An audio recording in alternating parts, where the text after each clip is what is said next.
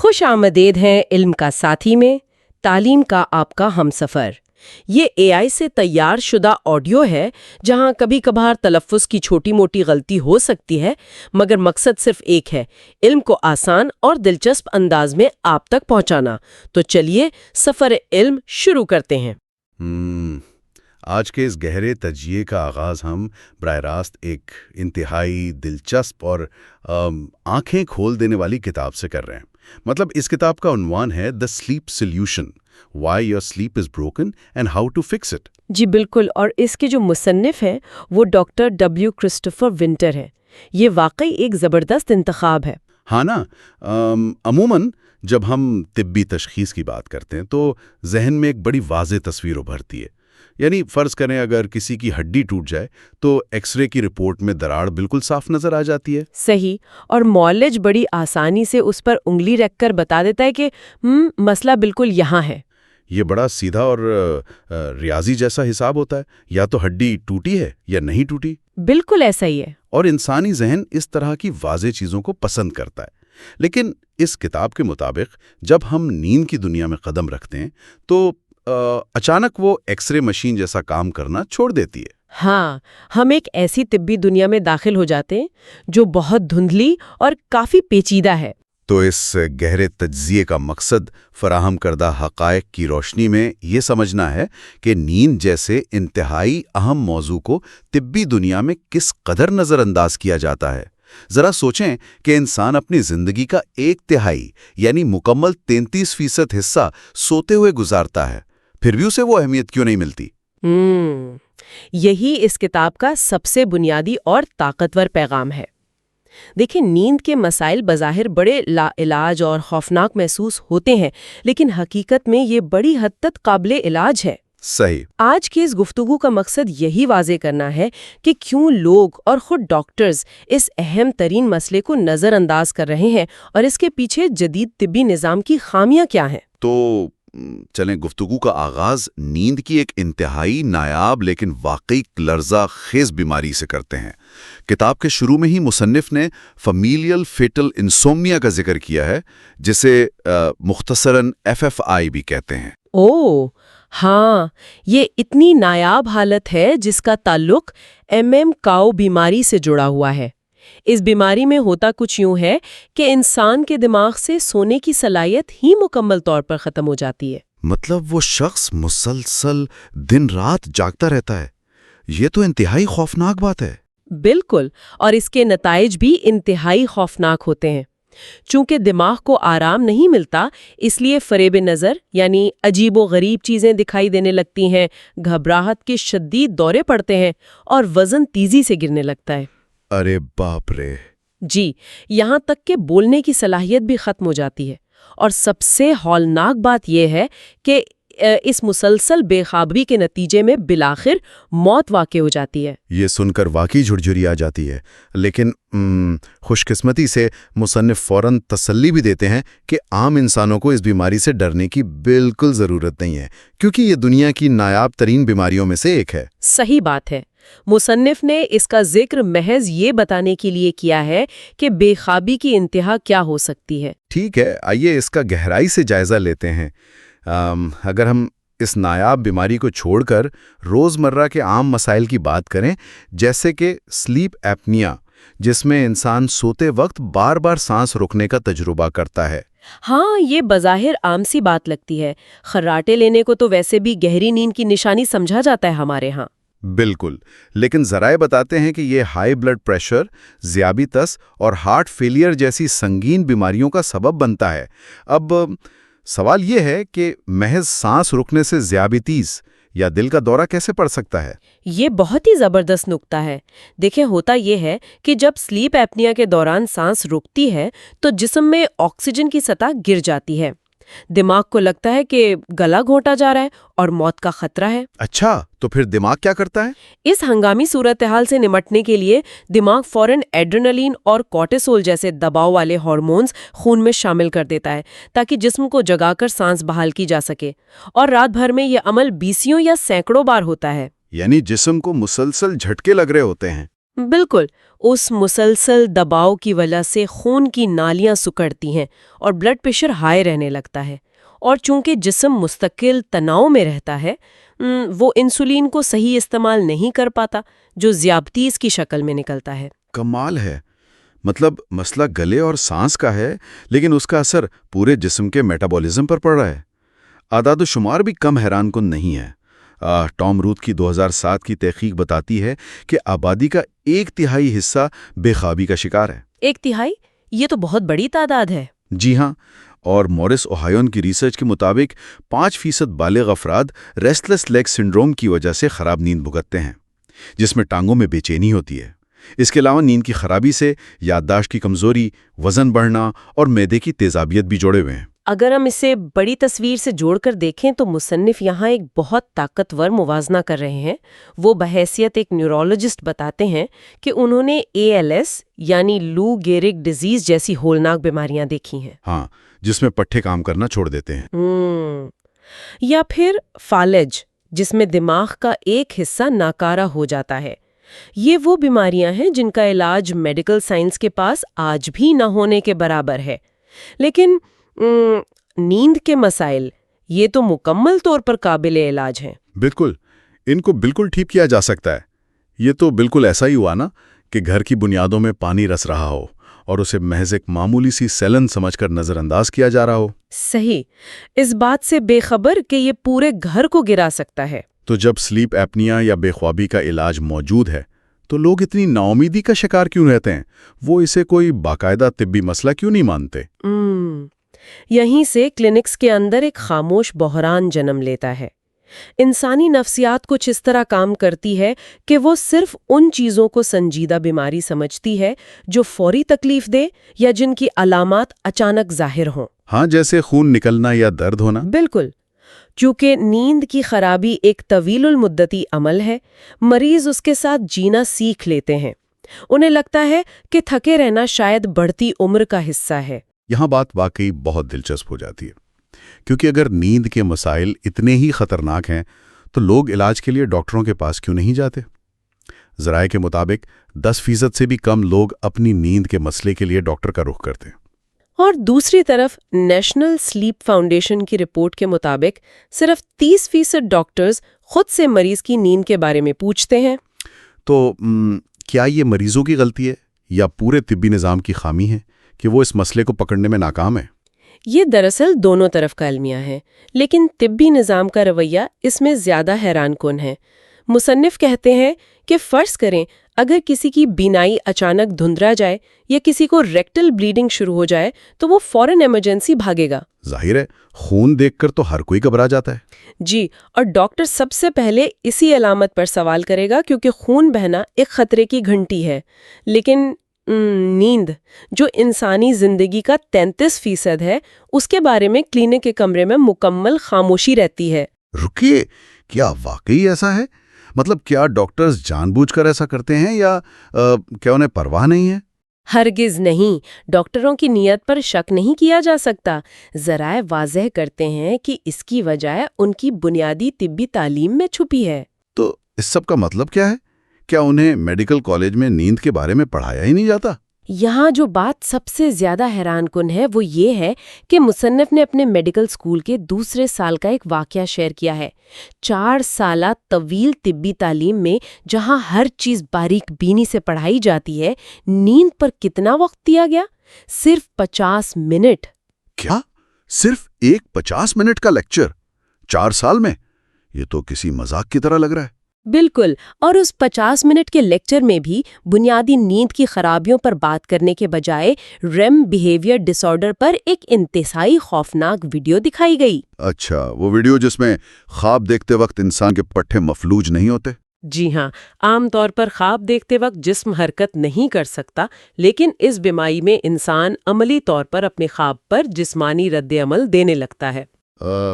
ذرائع کے مطابق اس ویڈیو میں ایک بزرگ جوڑے کا انٹرویو تھا۔ وہ بتا رہا تھا کہ اس نے خواب دیکھا کہ وہ ہرن کا شکار کر رہا ہے، اور جب اس نے ہرن کا سر دیوار سے مارنے کی کوشش کی تو حقیقت میں وہ جاگ گیا، اور اس کے ہاتھ میں اپنی بیوی کا سر تھا جسے وہ دیوار سے مارنے والا تھا۔ باپ رے، یہ تو کسی ڈراؤنی فلم کا منظر لگتا ہے۔ بالکل، یہ واقعہ اتنا خوفناک تھا کہ طلبہ ڈر گئے اور اس لیکچر کا بقیہ حصہ جو سلیپ ایپنیا پر تھا کوئی سن ہی نہیں سکا، ان کی توجہ بھٹک چکی تھی۔ یہ تو بالکل ایسا ہی ہے نا کہ کسی میکینک کو اڑنے والی گاڑیوں کے انجن بنانے پر تو مہینوں کی تربیت دی جائے، لیکن بریک پیڈز بدلنے کے لیے صرف 5 منٹ دیے جائیں۔ اگر میکینک کو بریک لگانا سکھایا ہی نہیں گیا تو وہ حادثات کیسے روکے گا؟ صحیح تشبیہ دی۔ محقق ریمونڈ روزن کی تحقیق بتاتی ہے کہ زیادہ تر ڈاکٹرز کو 4 سال میں نیند پر 2 گھنٹے سے بھی کم کی تعلیم ملتی ہے، اور میہائے تھیوڈورسکو اور رونالڈ چروین کی ریسرچ ثابت کرتی ہے کہ نصابی کتب میں بھی اسے جگہ نہیں ملی۔ یہ ترجیحات کتنا عجیب معاملہ ہے۔ ذرائع میں ایک موازنہ ہے کہ نفسیات کے کورس میں جوتوں سے متعلق عجیب و غریب جنسی رجحانات یعنی فٹ ویئر فیٹش پر پورے 30 منٹ لگائے گئے ہیں، اور 1/3 زندگی پر محیط نیند کی سائنس کے لیے بمشکل 2 گھنٹے۔ تو ظاہر ہے ڈاکٹرز کلینک میں بیٹھ کر نیند پر سوال کیسے کریں گے؟ بالکل۔ تو اگر میڈیکل سکولز ہی انہیں تیار نہیں کر رہے تو پھر پرائمری کیئر ڈاکٹرز کو اس کا ذمہ دار ٹھہرانا کتنا درست ہے؟ مصنف نے اس کا بہت اچھا دفاع کیا ہے۔ پرائمری کیئر ڈاکٹرز شدید دباؤ میں ہیں، انشورنس کی آمدنی کم ہو رہی ہے، مال پریکٹس کے پریمیم بڑھ رہے ہیں، اور ایک مریض کے لیے بمشکل 10-15 منٹ ملتے ہیں۔ اور مریض پہلے ہی شوگر، بلڈ پریشر یا جوڑوں کا درد لے کر آتا ہے۔ بالکل، تو ڈاکٹر کی ترجیح فوری خطرناک بیماریوں کی دوائیاں دینا ہوتی ہیں۔ ایسے میں نیند کا موضوع پس پش چلا جاتا ہے۔ مصنف کی ایک شاندار تشبیہ ہے کہ کسی پرائمری کیئر ڈاکٹر پر نیند کے مسائل حل نہ کرنے پر غصہ کرنا ایسا ہی ہے جیسے کسی پیتھولوجسٹ پر ڈیلیوری نہ کرنے پر تنقید کی جائے۔ ہاں، کیونکہ وہ ان کا کام ہی نہیں ہے۔ پیتھولوجسٹ کا کام لیبارٹری میں ٹیسٹ کرنا ہے۔ یہاں ایک اہم سوال پیدا ہوتا ہے، جب روایتی نظام مدد نہ کر سکے تو پھر کیا کیا جائے؟ اپنی صحت کی ذمہ داری خود لینا کتنا ضروری ہو جاتا ہے؟ بالکل۔ مصنف کے مطابق پہلا قدم یہ ہے کہ کوزمو جیسے میگزینز یا پڑوسیوں کے غیر سائنسی مشوروں کو ردی کی ٹوکری میں پھینک دیا جائے۔ اور وہ جو اوور دا کاؤنٹر نیند کی گولیاں ملتی ہیں انہیں فوراً نالی میں بہا دینا چاہیے۔ وہ قدرتی نیند بحال نہیں کرتی۔ نیند کے سائنس کو باقاعدہ سیکھنا چاہیے۔ تو اگر اس پوری گفتگو کو سمیٹا جائے تو بات صاف ہے کہ نیند محض وقت گزاری نہیں، ایک بنیادی ضرورت ہے۔ اس کی خرابی خطرناک بیماریاں پیدا کرتی ہے، مگر یہ مکمل طور پر قابل علاج ہے۔ خاموش وبا بن چکی ہے۔ اور اس گہرے تجزیے کے اختتام پر ایک نیا اور فکر انگیز خیال ذہن میں ابھرتا ہے۔ اگر ہمارا جدید طبی نظام ایک ایسے عمل کو مکمل نظر انداز کر سکتا ہے جو ہماری زندگی کا 33% حصہ لیتا ہے، محض اس لیے کہ یہ کسی فوری حادثے کی طرح نہیں دکھتا، تو پھر اور ایسی کتنی ضرورتیں ہوں گی؟ بالکل۔ تو پھر غور کرنے کی بات یہ ہے کہ انسانی حیاتیات کی اور کتنی ایسی خاموش ضرورتیں ہیں، جیسے دن کے وقت قدرتی روشنی کا حصول یا ہمارے کھانے کے اوقات، جنہیں جدید طب آج بھی نظر انداز کر رہی ہے۔ یہ واقعی ایک ایسا سوال ہے جس پر گہرائی سے سوچنا چاہیے۔ اگر پوڈ کاسٹ سنتے سنتے آپ کا دماغ ہاں یار یہ تو کمال کا کانٹینٹ ہے کہہ رہا ہے، تو بھائی پھر لائک ضرور کرو، شیئر کر دو دوستوں کے ساتھ، اور ہاں سبسکرائب کا بٹن دبانا مت بھولنا، ورنہ اگلی دفعہ یہ علم کا خزانہ مس بھی ہو سکتا ہے۔ تو پھر باقاعدہ ترتیب سے چلتے ہوئے سب سے پہلے باب کا نام لیتے ہیں۔ باب 1، نیند کس لیے فائدہ مند ہے؟ بالکل، ہر چیز کے لیے۔ زبردست عنوان ہے۔ ہاں نا؟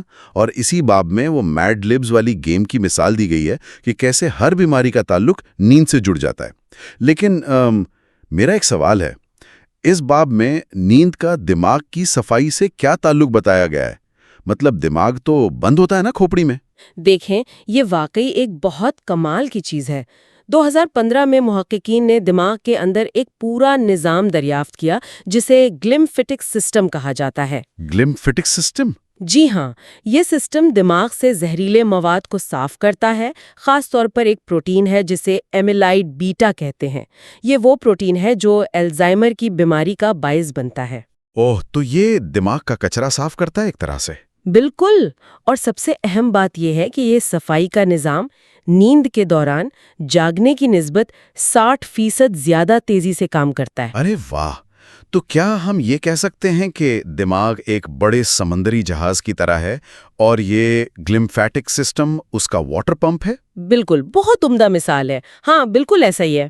یعنی اگر پمپ خراب ہو جائے या हम उसे चलने का मौका ही ना दें तो जहाज के अंदर जहरीला पानी भरना शुरू हो जाएगा और वो डूब जाएगा।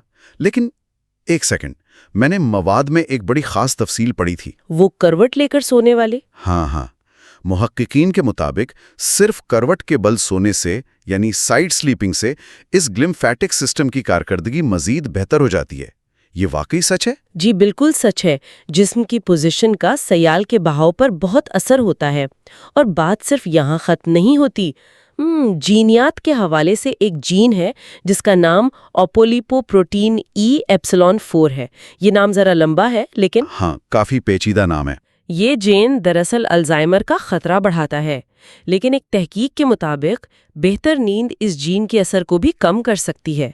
यानी हमारे रोजमर्रा के रवैये हमारी जीनियात पर असरअंदाज हो सकते हैं। क्या वाकई? ये तो जहन को झंझोड़ देने वाली बात है कि हम अपनी नींद से अपने जीन्स को कंट्रोल कर सकते हैं।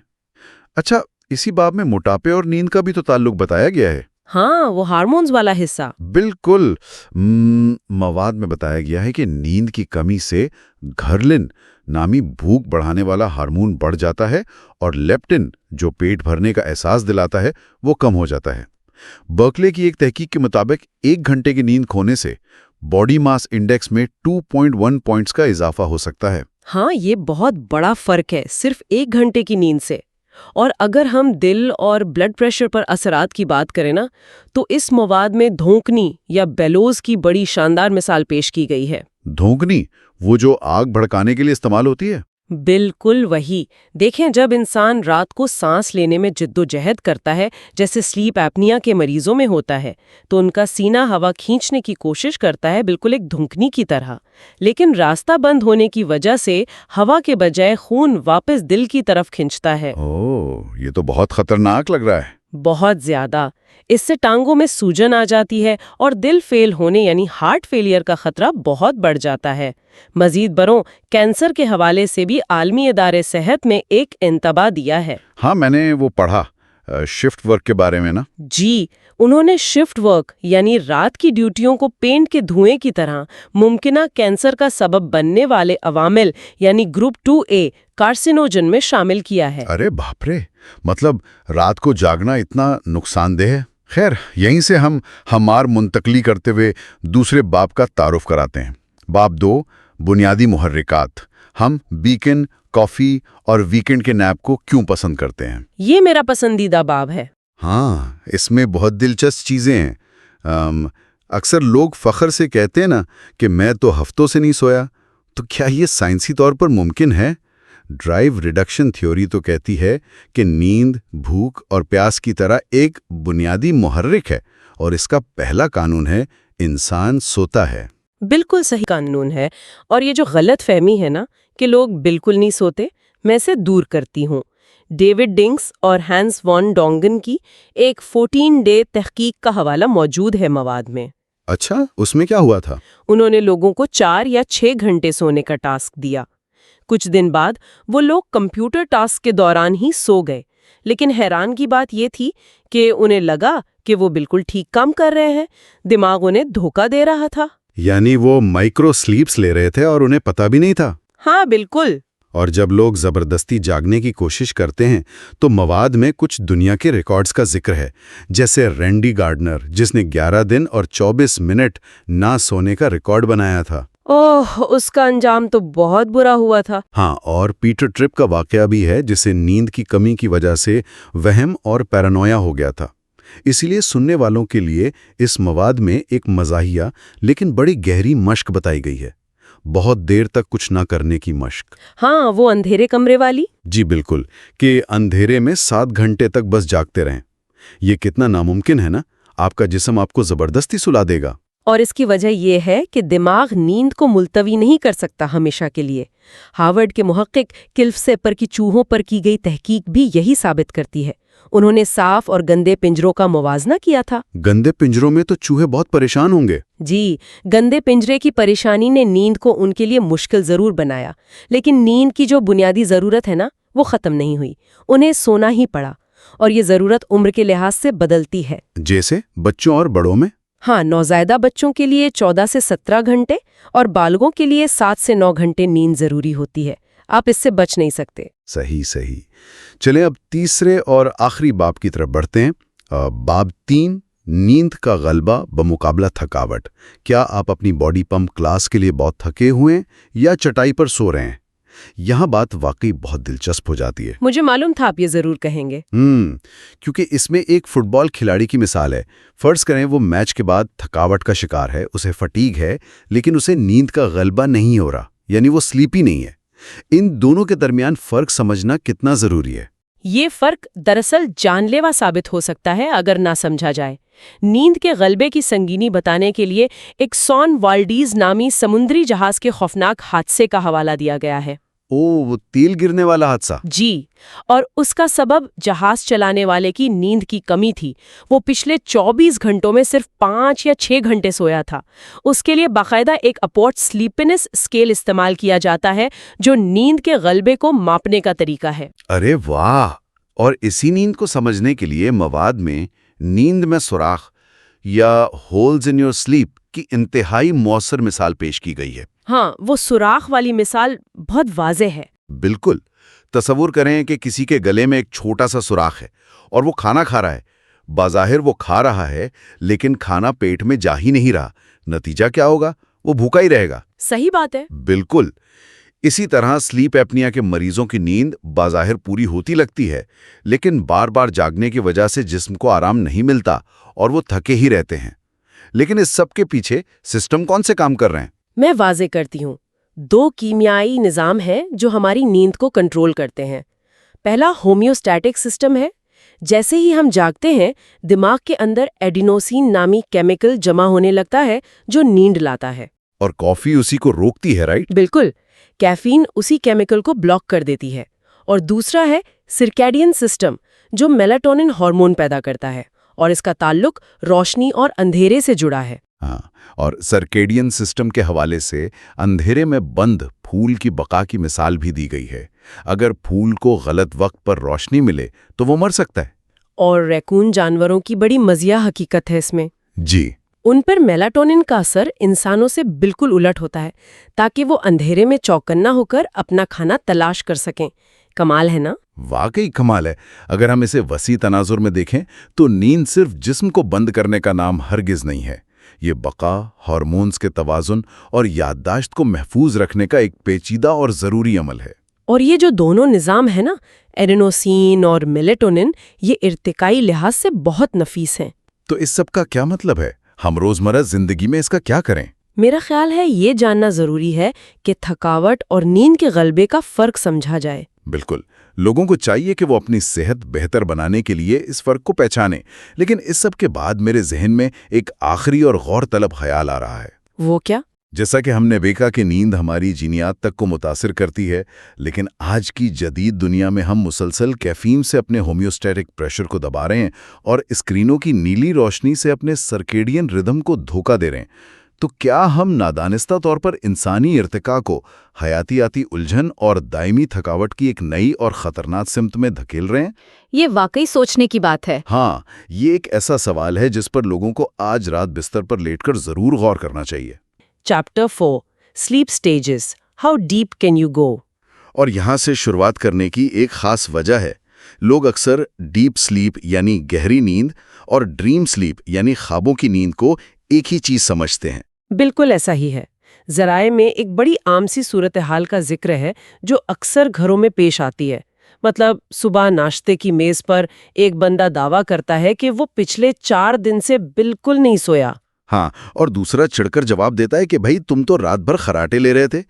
یہ بحث اسی لیے ہوتی ہے کیونکہ عام طور پر لوگوں کو نیند کے مختلف مراحل کا علم ہی نہیں ہوتا۔ صحیح۔ تو کیا آپ ان مراحل کو تھوڑا واضح کر سکتے ہیں؟ ضرور۔ ماہرین کے مطابق نیند کوئی ایک کیفیت نہیں ہے۔ اس کے 3 بالکل مختلف مراحل ہوتے ہیں: لائٹ سلیپ، ڈیپ سلیپ اور ڈریم سلیپ، جسے ریم نیند بھی کہا جاتا ہے۔ اچھا، اس کو سمجھانے کے لیے میں ایک تشبیہ دوں گی۔ فرض کریں کہ لائٹ سلیپ دراصل ایک طویل راہداری یا دالان کی طرح ہے۔ یہ بڑی زبردست تشبیہ ہے نا؟ مطلب ڈیپ سلیپ اور ڈریم سلیپ کے کمروں تک جانے کے لیے لازمی طور پر اس راہداری سے گزرنا پڑتا ہے۔ کوئی بھی انسان جاگنے کی حالت سے سیدھا گہری نیند کے کمرے میں چھلانگ نہیں لگا سکتا۔ بالکل، اور اس راہداری سے گزر کر جب انسان ڈیپ سلیپ کے کمرے میں داخل ہوتا ہے تو یہ وہ جادوئی مرحلہ ہے تو جسم کو اصل میں تر و تازہ کرتا ہے۔ تو کیا اسی دوران وہ گروتھ ہارمون پیدا ہوتا ہے جس کا ذکر ذرائع میں ہے؟ جی بالکل، ڈیپ سلیپ کے دوران ہی جسم میں سب سے زیادہ گروتھ ہارمون بنتا ہے۔ ایک منٹ، میں یہاں تھوڑی سی وضاحت چاہوں گی۔ یہ گروتھ ہارمون اصل میں کرتا کیا ہے؟ مطلب کیا یہ صرف بچوں کے بڑھنے کے لیے ہوتا ہے یا بڑوں کو بھی اس کی ضرورت پڑتی ہے؟ یہ بہت اہم سوال ہے۔ بڑوں میں اس کا کام جسم کی مرمت کرنا ہے۔ دن بھر کی مشقت سے پٹھوں میں جو باریک ٹوٹ پھوٹ ہوتی ہے، یہ ہارمون اسے ٹھیک کرتا ہے۔ اچھا، یعنی یہ مدافعتی نظام کو دوبارہ ریچارج کرتا ہے؟ 100%۔ جب دماغ ڈیپ سلیپ میں ہوتا ہے تو وہ جسم کے تمام وسائل صرف اور صرف مرمت کے کام پر لگا دیتا ہے۔ اور ذرائع میں بچوں کی ایک زبردست مثال دی گئی ہے۔ مطلب جب بچے اس ڈیپ سلیپ میں ہوتے ہیں، جیسے رات کو گاڑی میں سفر کے دوران سو جائیں، تو انہیں اٹھا کر بستر تک لے جایا جائے تب بھی وہ نہیں جاگتے۔ ہاں، انہیں چاہے دانت برش کروا دیں، وہ سوتے ہی رہتے ہیں۔ یہ خالص ڈیپ سلیپ کی طاقت ہے۔ دماغ بیرونی دنیا سے بالکل کٹ جاتا ہے۔ واہ! لیکن کیا عمر بڑھنے کے ساتھ یہ نیند کم ہو جاتی ہے؟ بدقسمتی سے ہاں، عمر کے ساتھ دماغ کی یہ ڈیپ سلیپ پیدا کرنے کی صلاحیت کمزور پڑنے لگتی ہے۔ نیورونز میں تبدیلیاں آتی ہیں اور ہارمون کم ہو جاتا ہے۔ تو اسی لیے بڑی عمر کے لوگ رات میں بار بار جاگتے ہیں اور دن میں میٹنگز کے دوران اونگنے لگتے ہیں۔ بالکل، یہ کوئی سستی نہیں ہے، بلکہ جسم کا چیختا ہوا اشارہ ہے کہ رات کو مرمت کا کام پورا نہیں ہو سکا۔ یہ تو ہو گئی ڈیپ سلیپ۔ اب اس راہداری کا دوسرا کمرہ ہے ڈریم سلیپ یا ریم سلیپ، اور ذرائع کے مطابق یہ حصہ تو گہری نیند سے بھی زیادہ عجیب ہے۔ ڈریم سلیپ تو واقعی ایک عجوبہ ہے۔ اس دوران ہمارا دماغ بالکل اسی طرح بجلی سے بھرا ہوتا ہے جیسے جاگنے کی حالت میں۔ لیکن کمال کی بات یہ ہے کہ اس دوران انسان کے پٹھے مکمل طور پر مفلوج ہو جاتے ہیں، ہے نا؟ جی، اور اس سے بھی حیران کن بات یہ ہے کہ اس مرحلے میں ہمارا جسم درجہ حرارت کو کنٹرول کرنا چھوڑ دیتا ہے۔ کیا مطلب؟ ٹیمپریچر کنٹرول کرنا چھوڑ دیتا ہے؟ ہاں، انسان کسی سانپ یا کولڈ بلڈڈ جانور کی طرح بن جاتا ہے جو ماحول کے حساب سے اپنا درجہ حرارت برقرار نہیں رکھ سکتا۔ ارے، یہ تو بہت ہی خطرناک معلوم ہوتا ہے۔ ارتقائی لحاظ سے ہمارا دماغ اپنے ہی دفاعی نظام کو یوں بند کیوں کر دیتا ہے؟ اس کی بنیادی وجہ توانائی کی تقسیم ہے۔ ریم نیند کے دوران دماغ پچھلے دن کی یادداشتوں کو ترتیب دے رہا ہوتا ہے اور جذباتی صدموں کو پروسیس کر رہا ہوتا ہے۔ اچھا، تو اس کام کے لیے دماغ کو بہت زیادہ انرجی چاہیے ہوتی ہے؟ بالکل، اس لیے وہ ان تمام نظاموں کو شٹ ڈاؤن کر دیتا ہے جو اس وقت ضروری نہیں ہوتے، اور پٹھوں کو مفلوج اس لیے کرتا ہے تاکہ آپ خوابوں پر عملی طور پر حرکت نہ کرنے لگیں۔ صحیح، ورنہ انسان خواب میں دوڑ رہا ہو تو حقیقت میں بھی بستر سے اٹھ کر بھاگنے لگے۔ بالکل، تو یہ مفلوجی دراصل ایک حفاظتی میکانزم ہے۔ یہ تو سمجھ آتا ہے، لیکن ذرائع میں ریم نیند کا ایک اور پہلو درد کے احساس سے جڑا ہوا ہے۔ ایک تحقیق کا حوالہ ہے جس میں لوگوں کو صرف ریم نیند کے دوران بار بار جگایا گیا۔ ہاں، اور پھر ایک گرم بلب سے ان کے درد کی برداشت کو ماپا گیا۔ نتیجہ یہ نکلا کہ ڈریم سلیپ کی کمی نے انہیں درد کے لیے انتہائی حساس بنا دیا۔ ایسا کیوں ہے؟ مطلب صرف خوابوں کی نیند چھن جانے سے جسم میں درد کا احساس کیسے بڑھ جاتا ہے؟ دیکھیں، ریم نیند کے دوران دماغ کا وہ حصہ جو درد کے سگنلز کو روکتا ہے وہ ریچارج ہوتا ہے۔ جب یہ نیند نہیں ملتی تو سومیٹو سینسری کارٹیکس نامی حصہ ہائپر ایکٹیو ہو جاتا ہے۔ یعنی جو عام حالات میں ہلکی سی چبھن ہوتی ہے وہ شدید درد محسوس ہونے لگتی ہے۔ 100%۔ اب اس سے آپ نیند کی اہمیت کا اندازہ لگا سکتی ہیں۔ واقعی، لیکن اگر یہ سلیپ سائیکل اتنے اہم ہیں تو آج کل انٹرنیٹ پر ایک لائف ہیک بڑا مشہور ہے کہ ہمیں 90 منٹ کے سائیکل کے حساب سے الارم لگا کر سونا چاہیے۔ وہ 90 منٹ والا اصول۔ ہاں، مطلب اگر سونا ہے تو 7.5 گھنٹے سوئیں تاکہ سائیکل کے بیچ میں نہ جاگیں۔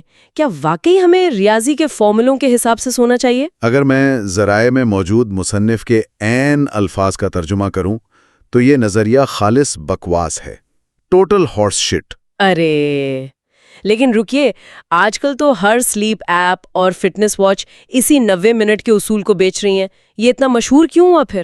क्योंकि इंसानों को हर चीज को आसान खानों में बांटना पसंद है। 90 मिनट तो महज एक औसत है। हकीकत में हर इंसान का साइकिल इसी से 100 मिनट के दरमियान मुख्तलिफ हो सकता है। और ये साइकिल रात भर एक जैसे भी तो नहीं रहते ना? बिल्कुल नहीं रहते। रात के पहले हिस्से में डीप स्लीप लंबी होती है और सुबह के करीब रेम साइकिल लंबे होते हैं। तो मुकर्ररा वक्त पर उठने के लिए अलार्म लगाकर अपनी नींद काटना बहुत बड़ी बेवकूफ़ी है। ये तो ऐसा ही है कि कोई किसी छोटे जूते में जबरदस्ती पाँव डालने की कोशिश करे। बिल्कुल ऐसा ही है। ये सख्त हिसाब किताब इंसान की कुदरती बायोलॉजी को नुकसान पहुंचाता है। अच्छा, ये तो समझ आ गया कि नींद को कुदरती तौर पर चलने देना चाहिए। लेकिन एक सवाल है कि अगर जिस्म थका हुआ है तो हम सो क्यों नहीं पाते?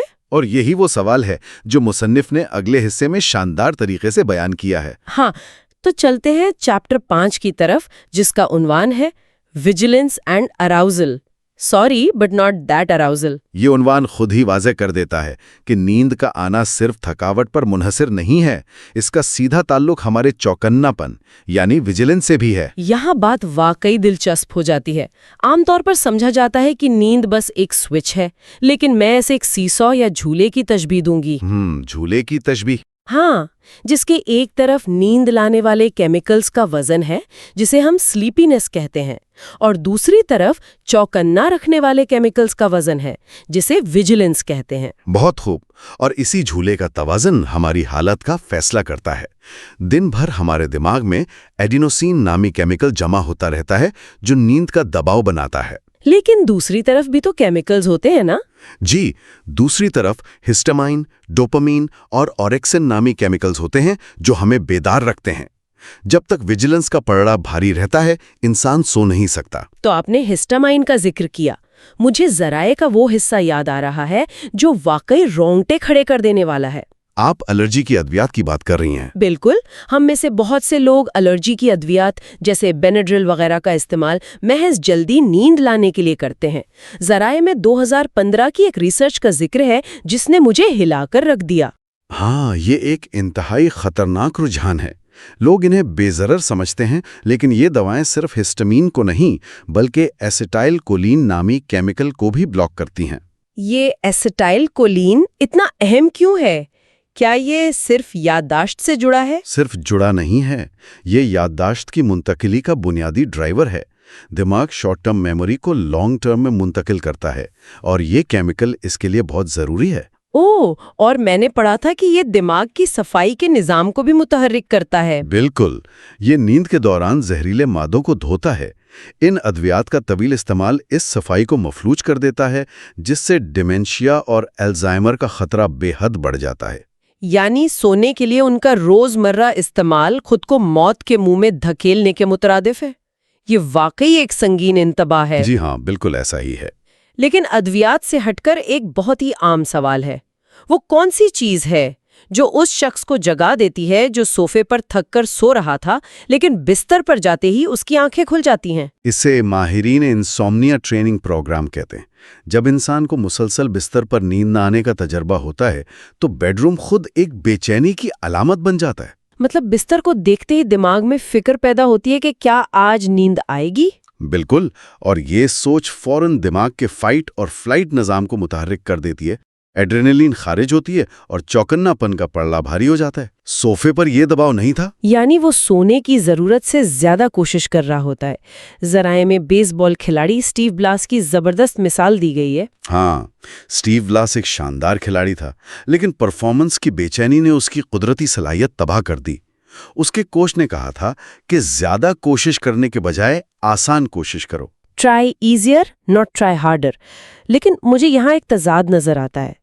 बेसबॉल तो जिस्मानी खेल है, नींद तो कुछ न करने का नाम है। ये आसान कोशिश वाला फलसफा नींद पर कैसे लागू होता है? क्योंकि नींद एक गैर इरादी अमल है। जिस तरह आप जबरदस्ती दिल की धड़कन नहीं रोक सकते, वैसे ही जबरदस्ती सो नहीं सकते। दबाव डालने से जिस्म इसे खतरा समझता है और इर्तिकाई लिहाज से खतरे में दिमाग सोने नहीं देता। बिल्कुल। सोना उसी वक्त मुमकिन है जब इंसान महज खुद को ढीला छोड़ दे और इस अमल के बारे में सोचना बंद कर दे। ये बात बिल्कुल मंतकी है। لیکن جب یہ بے چینی حد سے بڑھتی ہے تو یہ دماغ کو اتنا دھوکہ دیتی ہے کہ وہ رات بھر جاگتا رہتا ہے۔ اور یہی وہ مقام ہے جو سیدھا ہمارے آخری اور سب سے پر اسرار باب کی طرف لے جاتا ہے۔ بالکل۔ Chapter 6 sleep state misperception, how did this drool get on my shirt? طب کی دنیا میں اسے پیراڈاکسیکل انسومنیا کہتے ہیں۔ انسان سو رہا ہوتا ہے لیکن اس کا شعور اس بات کو ماننے سے انکار کر دیتا ہے۔ ذرائع میں تو اس کی ایسی حیرت انگیز کہانیاں ہیں۔ ایک مریضہ کا دعویٰ تھا کہ وہ پچھلے 6 مہینے سے ایک لمحے کے لیے بھی نہیں سوئی۔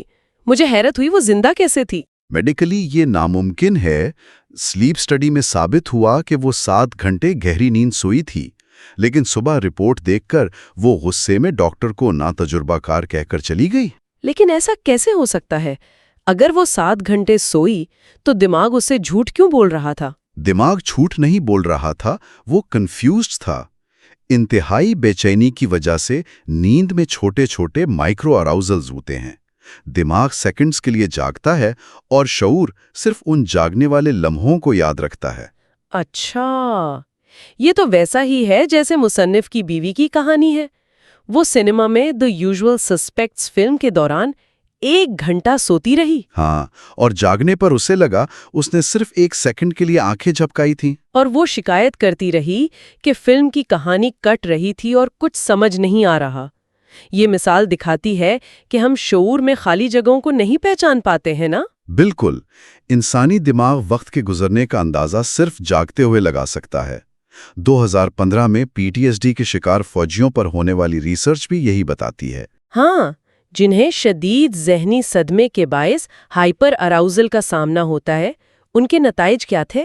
ان کا اندازہ تھا کہ وہ 4 گھنٹے سوئیں، جبکہ مشینوں نے بتایا کہ وہ 7 گھنٹے سے زیادہ سوئے تھے۔ انہیں لگا سونے میں 76 منٹ لگے، جبکہ وہ صرف 20 منٹ میں سو گئے تھے۔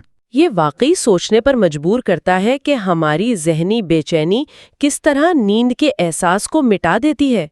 یہ تو دماغ کا اپنے ہی ساتھ بہت بڑا دھوکہ ہے۔ بے شک، اور ان کی ذہنی اذیت بالکل حقیقی ہوتی ہے۔ علاج صرف مشینیں دکھانا نہیں، بلکہ ان کی اس بے چینی کو کم کرنا ہے۔ تو اس سب کا مطلب کیا ہے؟ گفتگو کو سمیٹتے ہوئے ہم کہہ سکتے ہیں کہ نیند واقعی کوئی سیدھا سادہ سوئچ نہیں ہے۔ یہ ایک سفر ہے جو ہلکی نیند سے گہری اور خوابوں کی نیند تک جاتا ہے۔ بالکل، یہ کیمیکلز کے درمیان ایک جنگ ہے اور ہماری بے چینیوں سے براہ راست متاثر ہوتی ہے۔ جب یہ معلوم ہو جائے کہ 90 منٹ کی قید بے معنی ہے اور انسان شاید زیادہ سو رہا ہے جتنا اسے لگتا ہے، تو ذہن کا دباؤ خود کم ہو جاتا ہے۔ 100% درست۔ لیکن اس نظریے کو آگے لے جاتا ہے۔ ذرا سوچئے، اگر ایک بے چین دماغ انسان کو یقین دلا سکتا ہے کہ وہ نہیں سویا، تو کیا یہ ممکن نہیں کہ ہمارے دن بھر کی تھکاوٹ اور سستی کا بڑا حصہ محض ایک نفسیاتی وہم ہو؟ مطلب اگر دماغ مکمل یقین کر لے کہ اس نے 8 گھنٹے کی بہترین نیند لی ہے، تو کیا جسم چست کام کرے گا بھلے ہی وہ صرف 4 گھنٹے سویا ہو؟ یہ تو انسانی شعور اور بائیولوجی کے درمیان اندیکھی سرحدوں کو چھیڑنے والی بات ہے۔ میڈیکل سائنس میں پلاسیبو ایفیکٹ ثابت کر چکا ہے کہ یقین جسمانی حقیقت کو بدلنے کی طاقت رکھتا ہے۔ یعنی ذہن اور جسم کا تعلق بہت ہی گہرا ہے۔ جی بالکل، اگر دماغی وہم شدید تھکاوٹ اور درد پیدا کر سکتا ہے تو یقیناً وہم توانائی اور تازگی بھی پیدا کر سکتا ہے۔ سائنسدان آج بھی اس کا حتمی جواب ڈھونڈ رہے ہیں۔ مجھے لگتا ہے شروع میں جس ایکس رے مشین کا میں نے ذکر کیا تھا وہ واقعی یہاں کام نہیں آتی۔ نیند کا معاملہ ہڈی کے ٹوٹنے جتنا سیدھا نہیں ہے۔ جی، یہ ہمارے جسم اور ہمارے خیالات کے درمیان ایک مسلسل اور پراسرار مکالمہ ہے۔ آج کے اس جائزے نے ثابت کر دیا ہے کہ علم اور حقائق ہی انسان کو اپنے وہم سے نکلنے میں مدد دیتے ہیں۔ چیپٹر 7 سے، جس کا عنوان ہے سرکیڈین ردمز، وہ گھڑی جسے چابی کی ضرورت نہیں، اچھا عنوان ہے نا؟ تو ان نوٹس میں جو سب سے دلچسپ خیال پیش کیا گیا ہے وہ یہ ہے کہ ہمارا جسم ریاکٹ کرنے یعنی رد عمل ظاہر کرنے کے بجائے اینٹیسپیٹ کرنا یعنی پیش بندی کرنا زیادہ پسند کرتا ہے۔ پیش بندی۔ ہاں، اس بات کو سمجھنے کے لیے امریکن فٹ بال کی ایک بہت زبردست مثال دی گئی ہے۔ ایک واقعہ ہوا تھا جسے اسپائی گیٹ کہا جاتا ہے۔ نیو انگلینڈ پیٹریٹس نام کی ٹیم نے اپنے مخالف ٹیم کے اشاروں کی خفیہ ویڈیو بنائی تاکہ انہیں پہلے سے پتا ہو کہ اگلی چال کیا ہوگی۔ ارے واہ، مطلب چیٹنگ کی ایک طرح سے۔ جی، کھیل میں اگر کسی کو دشمن کی اگلی چال کا پہلے سے پتا ہو تو وہ ہار نہیں سکتا۔ ہمارا جسم بھی بالکل اسی طرح کام کرتا ہے۔ صحیح۔ اگر کوئی بڑا چیز برگر اور فرائز کھا رہا ہے تو جسم اس کھانے کے معدے میں پہنچنے کے بعد ری ایکٹ نہیں کرتا، بلکہ اسے پہلے سے اس کی آمد کا اندازہ ہونا چاہیے تاکہ وہ ہضم کرنے والے انزائمز تیار رکھ سکے۔ یہ پیش بندی کا نظام واقعی انسانی جسم کی سب سے بڑی طاقت ہے۔ بایولوجی کی زبان میں اسے سرکیڈین ردمز کہا جاتا ہے۔ یہ لفظ لاطینی زبان کے دو الفاظ سے نکلا ہے، سرکا جس کا مطلب ہے تقریباً اور ڈایان جس کا مطلب ہے دن۔ یعنی تقریباً ایک دن کا چکر۔ بالکل، تقریباً ایک دن۔ اور دلچسپ بات یہ ہے کہ یہ اندرونی گھڑی صرف انسانوں تک محدود نہیں ہے۔ اچھا، اور کس میں ہوتی ہے؟ وہ ٹچ می ناٹ بھی کہتے ہیں۔ چھوئی موئی کا پھول جسے کہتے ہیں شاید۔ ہاں، ویسا ہی۔ انہوں نے مشاہدہ کیا کہ یہ پھول دن کے وقت سورج کے نکلنے پر کھلتا ہے، لیکن جب انہوں نے اس پھول کو کئی دنوں تک مسلسل اندھیرے میں رکھا تو نتیجہ حیران کن تھا۔ کیا ہوا؟ اندھیرے میں مرجھا گیا؟ نہیں، وہ پھول اندھیرے میں بھی ٹھیک اسی وقت کھلتا رہا جب باہر سورج نکلتا تھا۔ اس کا مطلب یہ تھا کہ پھول سورج کی روشنی پر صرف ری ایکٹ نہیں کر رہا تھا، بلکہ اس کے پاس خود کی ایک اندرونی گھڑی تھی جو سورج کے نکلنے کا پہلے سے اندازہ لگا رہی تھی۔ او واو، یعنی پودوں میں بھی گھڑی ہوتی ہے؟ یہاں تک کہ فنگی میں بھی یہ پیشبندی کا نظام پایا جاتا ہے، کیونکہ ایوولوشن کے دوران جو جاندار اپنے ماحول کی پیشبندی کر سکے ان کے زندہ رہنے کے امکانات زیادہ ہو گئے۔ لیکن ٹھہریں، یہاں میری ایک الجھن ہے۔ ہیلیوٹروپ پھول کی بات تو ٹھیک ہے، لیکن ہم انسانوں کے پاس تو اب ماڈرن ٹیکنالوجی ہے۔ صحیح۔ ہمارے گھروں میں 24 گھنٹے روشنی رہتی ہے، بڑی اسکرینز والے پلازما ٹی ویز ہیں، اسمارٹ فونز ہیں جن پر لوگ رات گئے تک ویڈیو سکرول کرتے ہیں۔ تو کیا ہم آج کے اس جدید دور میں اس سورج کی روشنی اور اس پرانی اندرونی گھڑی سے آزاد نہیں ہو چکے؟ اصل کہانی تو یہاں سے شروع ہوتی ہے۔ اس سوال کا جواب تلاش کرنے کے لیے تقریباً 80 سال پہلے دو سائنسدانوں نتھینیل کلائٹمن اور بروس رچرڈسن نے ایک انتہائی عجیب اور مشکل تجربہ کیا تھا۔ کیسا تجربہ؟ وہ دونوں کینٹکی کے مامت کیو نام کے گیلے، ٹھنڈے اور گھپ اندھیرا غار میں 32 دن تک رہے۔ 32 دن غار میں؟ عجیب لوگ تھے۔ ہاں، اور مقصد یہ دیکھنا تھا کہ اگر سورج کی روشنی، وقت کا ہر احساس اور ارد گرد کا ماحول بالکل ختم کر دیا جائے تو کیا انسانی جسم اپنی مرضی سے 24 گھنٹے کے چکر کو توڑ کر 28 گھنٹے کے چکر پر عادی ہو سکتا ہے؟ اچھا، مطلب روٹین بدلنے کی کوشش؟ تو کیا نتیجہ نکلا؟ جب اتنے ہفتوں بعد اس غار سے باہر آئے تو نتیجے نے پوری دنیا کی سائنس کو ہلا کر رکھ دیا۔ انہوں نے ثابت کیا کہ انسانی جسم کی اندرونی گھڑی، جسے تحقیق میں ٹاؤ کا نشان دیا جاتا ہے، دراصل ٹھیک 24 گھنٹے کی ہوتی ہی نہیں۔ وہی جو میں نے شروع میں ذکر کیا تھا، 24 گھنٹے اور 11 منٹ۔ ایگزیکٹلی۔ انسانی جسم 28 گھنٹے کے چکر پر کسی صورت خود کو ڈھال نہیں پایا، بلکہ وہ اپنی اسی 24 گھنٹے اور 11 منٹ کی فطرتی گھڑی پر ہی چلتا رہا۔ یعنی ہم جہاں بھی چلے جائیں، غار میں چھپیں یا محل میں، وہ 11 منٹ کا اضافہ ہمارے ساتھ ہی رہتا ہے۔ بالکل۔ لیکن سوچئے ذرا، اگر ہم اس سستی گھڑی کی مثال پر واپس جائیں جو روزانہ 11 منٹ تیز چلتی ہے، اگر اسے ٹھیک نہ کیا جائے تو روزانہ 11 منٹ مل کر ہفتے کے آخر تک پورا 1 گھنٹہ اور مہینے کے آخر میں پورا دن آگے پیچھے کر دیں گے۔ تو ہمارا جسم اس اضافے کو روزانہ مینج کیسے کرتا ہے؟ جسم کی اس سستی گھڑی کو روزانہ ٹھیک وقت پر لانے یعنی ریسیٹ کرنے کے لیے ماحول کے اشاروں کی ضرورت ہوتی ہے۔ ماحول کے اشارے؟ ہاں، سائنس میں ان اشاروں کو زائڈ گیبرز کہا جاتا ہے، جس کا مطلب ہے وقت دینے والے عناصر۔ ان میں سب سے طاقتور اشارہ سورج کی روشنی ہے۔ اچھا، یعنی روشنی سے گھڑی ٹھیک ہوتی ہے؟ بالکل۔ جب روشنی ہماری آنکھوں سے ٹکراتی ہے تو دماغ کے مخصوص حصوں کو پیغام ملتا ہے کہ ابھی دن ہے، اور گھڑی کو دنیا کے ٹھیک 24 گھنٹے والے نظام کے ساتھ سیٹ کر دیا جاتا ہے۔ صحیح۔ اس کے علاوہ ہمارے کھانے پینے کا وقت، ورزش کرنا اور یہاں تک کہ لوگوں سے ملنا جلنا بھی چھوٹے زائڈ گیبرز کے طور پر کام کرتے ہیں، تاکہ جسم دنیا کے ساتھ قدم ملا کر چل سکے۔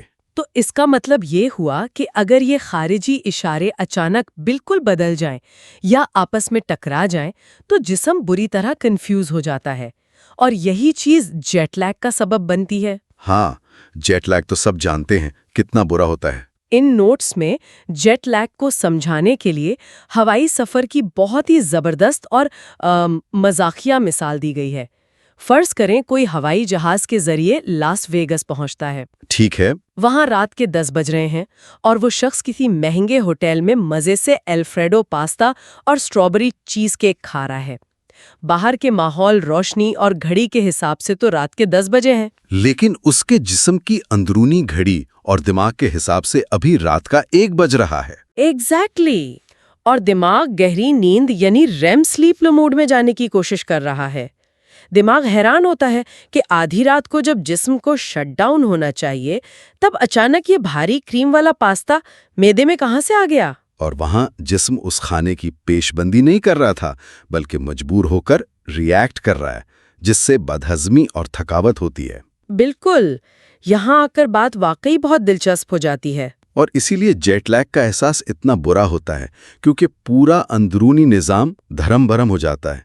لیکن اگر ہم جیٹ لیگ کو برا سمجھتے ہیں تو اس سے بھی کہیں زیادہ تباہ کن حالت شفٹ ورک کی ہے۔ شفٹ ورک یعنی جو لوگ رات کی ڈیوٹی کرتے ہیں؟ ہاں، دیکھیں، جیٹ لیگ میں کم از کم وقت کے ساتھ جسم نئے ماحول اور نئے ملک کی روشنی کے حساب سے خود کو ڈھال لیتا ہے۔ ماحول اور گھڑی آخرکار ایک پیج پر آ جاتے ہیں، لیکن شفٹ ورک میں تو ماحول وہی رہتا ہے، سورج اسی وقت نکلتا ہے، پر انسان کا کام کرنے اور سونے کا شیڈیول لگاتار بدلتا رہتا ہے۔ اوہو، یہ تو اور بھی خطرناک ہے۔ بہت خطرناک ہے۔ اس سے جسم کی اندرونی گھڑی مسلسل ٹکراؤ کا شکار رہتی ہے۔ یہ مسئلہ اتنا سنگین ہے کہ 2001 میں طبی ماہرین نے شفٹ ورک سلیپ ڈس آرڈر کو باقاعدہ ایک الگ بیماری کے طور پر تسلیم کیا۔ حتیٰ کہ ملٹیپل سلیپ لیٹنسی ٹیسٹ جیسے طبی پیمانوں سے یہ ثابت ہوا ہے کہ لگاتار شفٹ بدلنے والے لوگوں کی نیند کی کمی نارکولیپسی یا سلیپ ایپنیا جیسے سنگین مریضوں سے بھی زیادہ شدید ہو سکتی ہے۔ اگر ہمارے اندرونی گھڑی ان خارجی اشاروں پر اتنی زیادہ انحصار کرتی ہے تو ہمارا اپنا ارد گرد کا ماحول اور ہمارا بیڈ روم نیند کے معاملے میں کتنا اہم کردار ادا کرتا ہوگا؟ بہت اہم۔ یہ ہمیں ہمارے اگلے حصے کی طرف لے جاتا ہے۔ اب آتے ہیں چیپٹر 8 کی طرف، جس کا نام ہے سلیپ ہائیجین، سونے کی صفائی۔ آج کل لوگ سلیپ ہائیجین کا بڑا ذکر کرتے ہیں، لیکن مجھے لگتا ہے اس کا مطلب ٹھیک سے سمجھا نہیں جاتا۔ غلط فہمی کی سب سے بڑی وجہ یہ ہے کہ لوگ سمجھتے ہیں کہ صرف کمرے کو بہتر بنا لینے سے نیند کا ہر مسئلہ خود بخود حل ہو جائے گا، جبکہ ایسا نہیں ہے۔ ان نوٹس میں اس کو ڈنجنز اینڈ ڈریگنز پارٹی کی ایک دلچسپ مثال سے سمجھایا گیا ہے۔ اچھا، وہ رول پلئنگ گیم۔ ہاں وہی، فرض کریں ایک شخص اپنے دوستوں کے لیے اپنے گھر میں ایک ڈنجنز اینڈ ڈریگنز گیم کی پارٹی رکھ رہا ہے۔ وہ پورے گھر کی زبردست صفائی کرتا ہے، چمکیلا ماحول بناتا ہے، نئی موم بتیاں لگاتا ہے، لیکن بات یہ ہے کہ کیا اس صفائی سے وہ پارٹی اچانک بہت زبردست ہو جائے گی؟ ہرگز نہیں، اگر گیم ہی بورنگ ہو۔ بالکل، اگر اس گیم کا بیسک آئیڈیا ہی لوگوں کو پسند نہیں یا دوستوں کا موڈ ہی نہیں ہے تو صرف صفائی اس پارٹی کو کامیاب نہیں کر سکتی۔ سلیپ ہائیجین کا بھی ٹھیک یہی حال ہے۔ بستر کی صفائی اور ماحول کی ٹھیک سیٹنگ بنیاد ضرور مہیا کرتی ہے، پر یہ کسی گہری دماغی بے خوابی کا مکمل حل نہیں ہے۔ اور اس ماحول میں بھی سب سے بڑا دشمن جسے لوگ نظر انداز کرتے ہیں وہ کچرا یا آواز نہیں بلکہ آرٹیفیشل روشنی ہے۔ روشنی؟ ہاں، ہمارا دماغ روشنی کے معاملے میں انتہائی حساس ہے۔ ٹھیک اسی طرح جیسے دی واکنگ ڈیڈ ڈرامے کے زومبیز کسی بھی چھوٹی سی آواز یا حرکت پر فوراً حملہ ور ہوتے ہیں۔ ہمارا دماغ اندھیرے کمرے میں ٹی وی کی معمولی سی روشنی، فون کی اسکرین کی چمک یا دروازے کے نیچے سے آتی ہوئی کرن کی طرف پوری طرح متوجہ ہو جاتا ہے۔ اوف، یہ فون والی عادت تو سب کی خراب ہے۔ بالکل۔ چارلز کائزلر کی 2014 کی مشہور تحقیق نے واضح طور پر ثابت کیا تھا کہ سونے سے پہلے اسکرینز کی نیلی روشنی کا استعمال نہ صرف نیند آنے کے عمل کو سست کر دیتا ہے بلکہ دماغ کی REM نیند کو نمایاں طور پر کم کر دیتا ہے، اور REM نیند ہماری ذہنی صحت کے لیے انتہائی ضروری ہے۔ صحیح کہہ رہے ہیں۔ یہی وجہ ہے کہ تحقیق دان مشورہ دیتے ہیں کہ رات کو اویکس بلو بلاکر گلاسز پہنے جائیں، جو دیکھنے میں کسی راک سٹار جیسے کہ بونو کے چشموں جیسے لگتے ہیں۔ हाँ, बिल्कुल वैसे ही। या फिर फ्लक्स और नाइट शिफ्ट जैसी ऐप्स का इस्तेमाल किया जाए ताकि स्क्रीन्स की नीली रोशनी को रोका जा सके। रोशनी के साथ साथ इन नोट्स में बिस्तर के दर्जाए हरारत यानी टेम्परेचर पर भी बहुत जोर दिया गया है। कहा गया है कि बिस्तर और कमरा ठंडा होना चाहिए। मुझे नॉर्थ और साउथ कोरिया वाले चिली पैड की मिसाल बहुत मजाकिया लगी। ओ हाँ, चिली पैड। ये एक ऐसी मैट्रेस होती है जिसमें पानी की नालियां होती हैं। आप बिस्तर की एक तरफ को बिल्कुल ठंडा कर सकते हैं जैसे साउथ कोरिया, और दूसरी तरफ को अपने पार्टनर के लिए बिल्कुल गर्म रख सकते हैं जैसे नॉर्थ कोरिया। लेकिन बिस्तर का ठंडा होना नींद के आगाज के लिए आखिर इतना जरूरी क्यों है? इसके पीछे एक बहुत ठोस जिस्मानी वजह है। जिस्म को गहरी नींद में जाने के लिए अपने अंदरूनी दर्जाए हरारत को तकरीबन 1 डिग्री तक गिराना पड़ता है। सिर्फ 1 डिग्री? हाँ, सिर्फ 1 डिग्री। इसीलिए ठंडा कमरा या ठंडा बिस्तर दिमाग को एक वसी इशारा देता है कि अब बॉडी शटडाउन होने का वक्त आ गया है। अगर कमरा बहुत गर्म हो तो जिस्म को अपना दर्जा हरारत गिराने में मुश्किल होती है, जिससे नींद आने का अमल ताखीर का शिकार हो जाता है। लेकिन ठहरे, यहाँ एक बहुत बड़ा सवाल पैदा होता है। अगर कोई शख्स सब कुछ ठीक कर रहा है, उसने नीली रोशनी रोकने वाले ग्लासेस पहन लिए हैं, उसने ऐप इंस्टॉल कर ली है, कमरा घुप अंधेरा है और उसका बिस्तर बिल्कुल ठंडा और पुरसुकून है, ठीक है, फिर भी उसे नींद नहीं आ रही, रात के 3 बज गए हैं और वो छत घूर रहा है, तो इन सब का आखिर मतलब क्या है? अगर कोई शख्स सब कुछ ठीक कर रहा है फिर भी नींद नहीं आ रही, तो क्या उसके कमरे के साथ कोई नफसियाती या दिमागी मसला जुड़ चुका है? ये बहुत गहरा नुक्ता है। दरअसल दिमाग जगहों के साथ जज्बात की मंजरकशी कर लेता है। यानी हम जगह को फीलिंग से जोड़ देते हैं। बिल्कुल। इस अमल को समझने के लिए बचपन के पुराने घर की सीढ़ियों की मिसाल लीजिए। अगर किसी बच्चे को उसके बचपन में हर रोज घर की सीढ़ियों के पास खड़ा करके सख्ती से डांटा जाता था, तो सालों बाद जब वो शख्स बड़ा होकर एक खुशहाल जिंदगी गुजार रहा होगा और अचानक किसी दिन उन सीढ़ियों पर वापस आकर खड़ा होगा, तो उसे फौरी तौर पर वही पुरानी घबराहट और खौफ महसूस होगा। अरे वाकई? जगह वही है, डांटे जाने का वाकया कब का खत्म हो चुका है, पर उसके दिमाग ने उस मखसूस जगह को खौफ और तकलीफ के साथ जोड़ दिया है। यही बिल्कुल नींद और बेडरूम के साथ होता है। तो बिस्तर खौफ की जगह बन जाता है? हाँ, अगर किसी शख्स को मुसलसल बिस्तर पर लेटकर नींद ना आने की ज़हनी कशमकश का सामना करना पड़ता है, तो वो कमरा उसके लिए एक इंसोम्निया सेल यानी नींद ना आने का कैद खाना बन जाता है। उसका दिमाग बिस्तर को आराम के बजाय फिक्र, परेशानी और जागते रहने की जगह समझने लगता है। ये तो बहुत तकलीफदेह बात है। तो इसका हल क्या है? इस संगीन हालात में माहिरीन कहते हैं कि कमरे को रीडेकोरेट करना, बिस्तर की जगह बदलना या माहौल को पूरी तरह तब्दील करना बहुत ज़रूरी हो जाता है, ताकि दिमाग उस जगह से मुंसलिक मनफी और बेचैन जज्बात को भुला सके। माहौल के साथ साथ हमारी अपनी आदत भी बहुत किरदार अदा करती हैं, ख़ास तौर पर हमारी खुराक और ड्रिंक्स। कैफीन के बारे में तो सब जानते हैं कि ये नींद उड़ाती है, लेकिन तहकीक बताती है कि अगर सोने से 6 घंटे पहले भी कॉफ़ी ली जाए तो वो नींद का पूरा 1 घंटा बर्बाद कर सकती है, क्योंकि इसका असर जिस्म में बहुत देर तक रहता है। और इसी तरह निकोटीन भी सीधा सीधा एक स्टिमुलेंट है जो जिस्म को जगा देता है। लेकिन इन नोट्स में अल्कोहल यानी शराब के बारे में लोगों की जो गलतफहमी बयान की गई है वो सबसे दिलचस्प है। आमतौर पर लोग समझते हैं कि इससे नींद आती है और सुकून मिलता है, लेकिन हकीकत क्या है?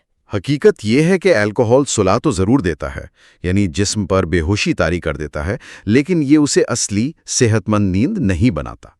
सिर्फ बेहोशी होती है? हाँ, अल्कोहल हमारी नींद के दूसरे और सबसे अहम हिस्से को पूरी तरह बर्बाद कर देता है। दिमाग को वो गहरी और सुकूनावर नींद मिलती ही नहीं जिसकी उसे ज़रूरत होती है। इसीलिए अल्कोहल के बाद उठने पर थकावट का एहसास होता है और बाज़ औक़ात एमनीशिया या ब्लैकआउट्स होते हैं, क्योंकि दिमाग ने यादाश्त को ठीक से प्रोसेस ही नहीं किया होता। ये तो उल्टा नुकसान हो गया। और खाने के हवाले से एक और बड़ा मिथ जो इन नोट्स में क्लियर किया गया है वो थैंक्सगिविंग टर्की का मिथ है। अमेरिका में थैंक्सगिविंग के त्यौहार पर लोग भारी भरकम टर्की खाते हैं और उसके बाद फौरन सो जाते हैं। کہا جاتا ہے کہ ٹرکی میں ٹرپٹوفین نام کا ایک کیمیکل ہوتا ہے جو نیند لاتا ہے، یہ بہت مشہور مت ہے۔ لیکن دراصل کہانی کچھ اور ہے۔ ٹرکی کے ساتھ لوگ مسالے دار کھانے، آلو اور بہت سارا میٹھا کھاتے ہیں۔ کاربوہائیڈریٹس کی اتنی بڑی مقدار خون میں بلڈ شوگر کو تیزی سے بڑھاتی ہے، اور پھر جب وہ شوگر لیول اچانک گرتا ہے تو انسان کو شدید نیند اور تھکاوٹ کا احساس ہوتا ہے۔ یہ ٹرپٹوفین کا کمال نہیں بلکہ شوگر کریش کا نتیجہ ہوتا ہے۔ بالکل صحیح پکڑا آپ نے۔ اصل میں جسم کو سونے کے لیے تیار کرنے کا ایک مخصوص اور لمبا روٹین ہونا چاہیے، ٹھیک بچوں کی طرح۔ نہا کر آنا، روشنیاں آہستہ آہستہ کم کرنا یا کوئی کتاب پڑھنا، یہ سب حرکات دماغ کو اشارے دیتی ہیں کہ اب آہستہ آہستہ دن کے معمولات کو بند کرنے کا وقت آ گیا ہے۔ اگر کسی نے کمرے کی بتیاں بھی بجھا دیں، بلو بلاکر گلاسز بھی پہن لیے اور کمرے کا رنگ بھی بدل دیا، پھر بھی نیند نہ آئے تو کیا ہوگا؟ یہ ہمیں ایک ایسی حالت کی طرف لے جاتا ہے جسے ہم بے خوابی کہتے ہیں۔ آئیے اب دیکھتے ہیں چیپٹر 9، جس کا عنوان ہے انسومنیا، برسوں سے سویا نہیں پھر بھی زندہ ہوں۔ یہ چیپٹر سب سے اہم ہے۔ جب میں نے ان تحقیقی نوٹس کو پڑھا تو مجھے سب سے حیرت اس بات پر ہوئی کہ انسومنیا کی دنیا باقی تمام طبی مسائل سے بالکل مختلف ہے۔ انسومنیا ایک ایسی بیماری ہے جس کی تشخیص یعنی ڈائگنوسس 100% مریض کے ہاتھ میں ہوتی ہے۔ بالکل، کیونکہ اس کی تشخیص کرنے کا کوئی فزیکل پیمانہ یا لیبارٹری ٹیسٹ موجود ہی نہیں ہے۔ یہی تو، ڈاکٹر کوئی بلڈ ٹیسٹ یا MRI کر کے یہ نہیں بتاتا کہ آپ کو انسومنیا ہے۔ اس کو ان نوٹس میں ایک بہت ہی مزاحیہ تمثیل سے سمجھایا گیا ہے۔ یہ تو ویسی بات ہو گئی کہ کوئی ڈاکٹر کے پاس جا کر کہے کہ مجھے لگ رہا ہے مجھے ہارٹ اٹیک ہے، مجھے فوراً سٹینٹ لگا دیں، اور ڈاکٹر بغیر کسی ECG یا ٹیسٹ کے سیدھا اس سے آپریشن تھیٹر لے جا کر سٹینٹ لگا دے۔ یہ واقعی عجیب لگتا ہے سننے میں۔ نیند کے مسئلے میں بالکل ایسا ہی ہوتا ہے۔ مریض خود طے کرتا ہے اور ڈاکٹر کو بتاتا ہے کہ وہ بے خوابی کا شکار ہے، اور ڈاکٹر مان لیتا ہے۔ لیکن سائنس میں اس حوالے سے ایک ٹرم استعمال ہوتی ہے جسے سلیپ سٹیٹ مس پرسیپشن کہتے ہیں۔ اسے بعض اوقات پیراڈاکسیکل انسومنیا بھی کہا جاتا ہے۔ اس کا کیا مطلب ہے؟ دلچسپ بات یہ ہے کہ لیبارٹری میں جب ایسے لوگوں پر تحقیق کی گئی تو معلوم ہوا کہ وہ لوگ اصل میں سو رہے ہوتے ہیں۔ ان کا دماغ نیند کے تمام اہم مراحل سے گزر رہا ہوتا ہے، لیکن جب وہ صبح اٹھتے ہیں تو انہیں پوری طرح یقین ہوتا ہے کہ وہ پوری رات جاگتے رہے ہیں۔ ان کا دماغ اس مس پرسیپشن یا غلط فہمی کا شکار ہوتا ہے کہ نیند آئی ہی نہیں۔ مطلب وہ سو رہے ہوتے ہیں پر انہیں لگتا ہے وہ جاگ رہے ہیں۔ جی ہاں، جب ہم طبی لحاظ سے انسومنیا کی اصل تعریف دیکھتے ہیں تو اس کے 2 بنیادی اور لازمی حصے ہیں۔ پہلا یہ کہ جب آپ سونا چاہیں، وقت بھی ہو، ماحول بھی ہو اور نیند نہ آئے، اور دوسرا جو سب سے اہم حصہ ہے وہ یہ کہ آپ اس بات کی بہت زیادہ فکر کرنے لگیں۔ اگر کوئی شخص رات کو کم سوتا ہے یا اسے نیند دیر سے آتی ہے لیکن اسے اس بات سے کوئی فرق نہیں پڑتا تو وہ کلینکل لحاظ سے انسومنیا کا شکار نہیں ہے۔ گھبراہٹ اور فکر اس بیماری کی جان ہے۔ لیکن ٹھہریں، اگر کسی کو واقعی لگ رہا ہے کہ وہ نہیں سو رہا اور اس کی اگلی صبح متاثر ہو رہی ہے، تو کیا اسے یہ کہنا کہ تم سو رہے ہو، فکر مت کرو، اس کے مسئلے کو چھوٹا سمجھنے کے برابر نہیں؟ کیا اس رویے سے مریض مزید فرسٹریٹ نہیں ہوگا؟ مقصد ہرگز مریض کے مسئلے کو چھوٹا یا مذاق تصور کرنا نہیں ہے۔ یہاں مقصد اس فکر یا انزائٹی کی نشاندہی کرنا ہے جو اس پورے مسئلے کی اصل جڑ ہے۔ جنہیں کرونک انسومنیا ہوتا ہے ان کا دماغ ایک ہیمسٹر ویل کی طرح مسلسل دوڑتا رہتا ہے۔ ریسنگ مائنڈ جسے کہتے ہیں۔ بالکل، وہ لوگ اپنے بستر میں لیٹے وقت ہی ایک شدید ڈر محسوس کرتے ہیں۔ ان کے ذہن میں یہ آوازیں آتی ہیں کہ آج پھر نیند نہیں آئے گی، اور اگر نیند نہیں آئی تو میں کل آفس میں کام نہیں کر سکوں گا، میری صحت تباہ ہو جائے گی۔ یہ ڈر اور خوف ہی اصل بیماری ہے جو نیند کو آنے سے روکتا ہے۔ صحیح۔ اس کے برعکس ان نوٹس میں ایک فرق واضح کیا گیا ہے۔ مثال کے طور پر، اگر کسی کے پاؤں میں ایک بھاری لوہے کا بیئر ٹریپ پھنسا ہوا ہے اور وہ شدید درد کی وجہ سے رات بھر نہیں سو پا رہا، تو اس کا مسئلہ نیند نہیں ہے، اس کا مسئلہ وہ بیئر ٹریپ ہے۔ اسے سیکنڈری انسومنیا کہتے ہیں۔ اور پرائمری انسومنیا کیا ہے پھر؟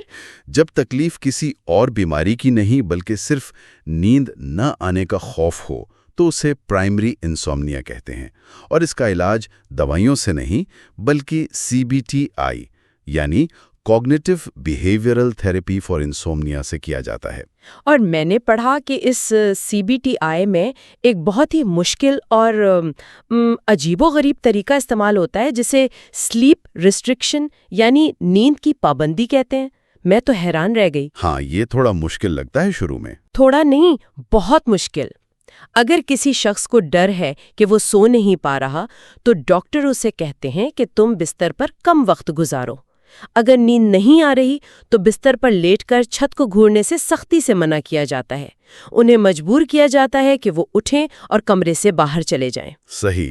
انسان سوچنا شروع کر دیتا ہے کہ بھائی مجھے تو ویسے ہی نیند نہیں آ رہی اور آپ مجھے جگائے رکھنے پر مجبور کر رہے ہیں، یہ ٹارچر جیسا نہیں لگتا؟ اس کا فائدہ کیا ہے؟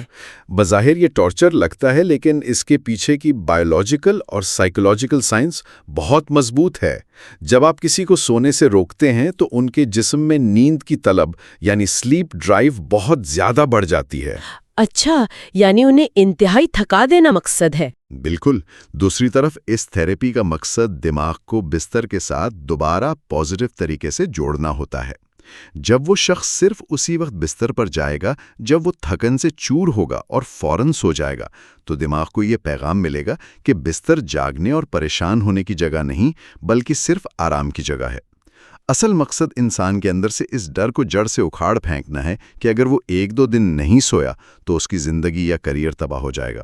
یہ خوف واقعی عجیب ہے۔ ہم سمجھتے ہیں کہ نیند کے بغیر ہم بیکار ہو جائیں گے، لیکن انہی نوٹس میں حکیموں یا میڈیکل ریزیڈنسی کرنے والے ڈاکٹرز کی بہت زبردست مثال دی گئی ہے۔ وہ ینگ ڈاکٹرز لگاتار کئی گھنٹے بلکہ کبھی 2 دن بغیر سوئے انتہائی کمپلیکس سرجریز اور اسپائنل ٹیبز جیسی نازک پروسیجرز کرتے ہیں، جو کہ انتہائی خطرناک بھی ہیں، لیکن وہ کرتے ہیں۔ ہاں، وہ لامحالہ تھکے ہوئے اور ایگزاسٹڈ ضرور ہوتے ہیں، لیکن ان کا دماغ اپنا فوکس قائم رکھتا ہے اور وہ زندہ بچتے ہیں۔ مطلب یہ ہے کہ بے خوابی کا خوف اس کے اصل نقصان سے کہیں زیادہ بڑا اور خطرناک ہوتا ہے۔ انسان کو ایکسپٹ کرنا سیکھنا چاہیے۔ اگر آج رات نیند نہیں آئی تو قیامت نہیں آ جائے گی۔ یہی اس پورے مسئلے کا خلاصہ بھی ہے۔ ہمارا جسم اور ہماری 24 گھنٹے 11 منٹ کی گھڑی ایک مسلسل روٹین پسند کرتی ہے۔ اسے اندھیرے اور روشنی کا فرق واضح چاہیے اور اسے وقت پر کھانا اور آرام چاہیے۔ بالکل۔ اور جب انسومنیا کی بات آتی ہے تو سب سے بڑا سبق یہی ہے کہ نیند کو زبردستی پکڑا نہیں جا سکتا۔ نیند کا خوف خود نیند کا سب سے بڑا دشمن ہے۔ جب آپ نیند کو پانے کی جدوجہد اور پریشانی چھوڑ دیتے ہیں تبھی وہ خود بخود آپ کے پاس آتی ہے۔ اس پورے تفصیلی تجزیے نے سچ میں سوچنے کے نئے زاویے کھول دیے ہیں، لیکن اس سب پر بات کرتے ہوئے میرے ذہن میں آخر میں ایک عجیب سا سوال ابھر رہا ہے۔ جی پوچھیں۔ آج کے اس ماڈرن ڈیجیٹل دور میں جہاں روشنی کبھی ختم نہیں ہوتی اور سکرینز 24 گھنٹے چلتے ہیں، اگر ہماری اندرونی گھڑی نے اس مسلسل آرٹیفیشل دن کے ماحول کے مطابق خود کو کمپلیٹلی ایوالو کر لیا تو کیا مستقبل کا انسان نیند کا بالکل نیا تصور رکھے گا جہاں رات کا وجود ہی ختم ہو جائے؟ یہ واقعی ایک بہت گہرا اور تھوڑا ڈراونا خیال ہے نا؟ کیا ہم کسی ایسی نسل میں تبدیل ہو جائیں گے جسے آج جیسی نیند کی ضرورت ہی نہ رہے؟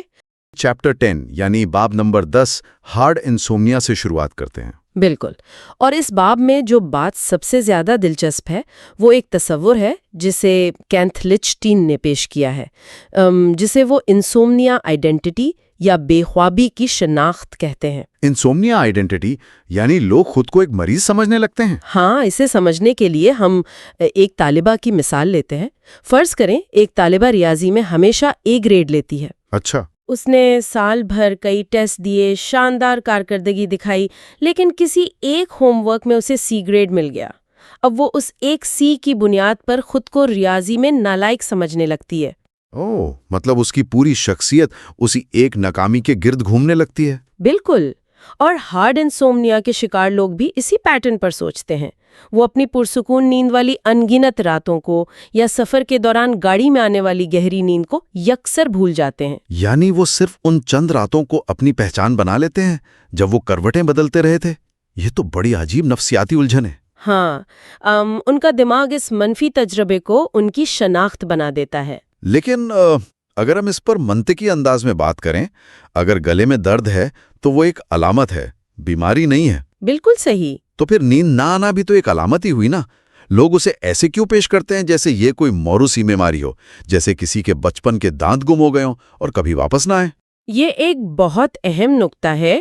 ذرائع اس بات کی بھرپور وضاحت کرتے ہیں کہ روایتی معنوں میں کوئی بے خوابی کا جین نہیں ہوتا۔ اچھا، مطلب یہ جینیاتی نہیں ہے؟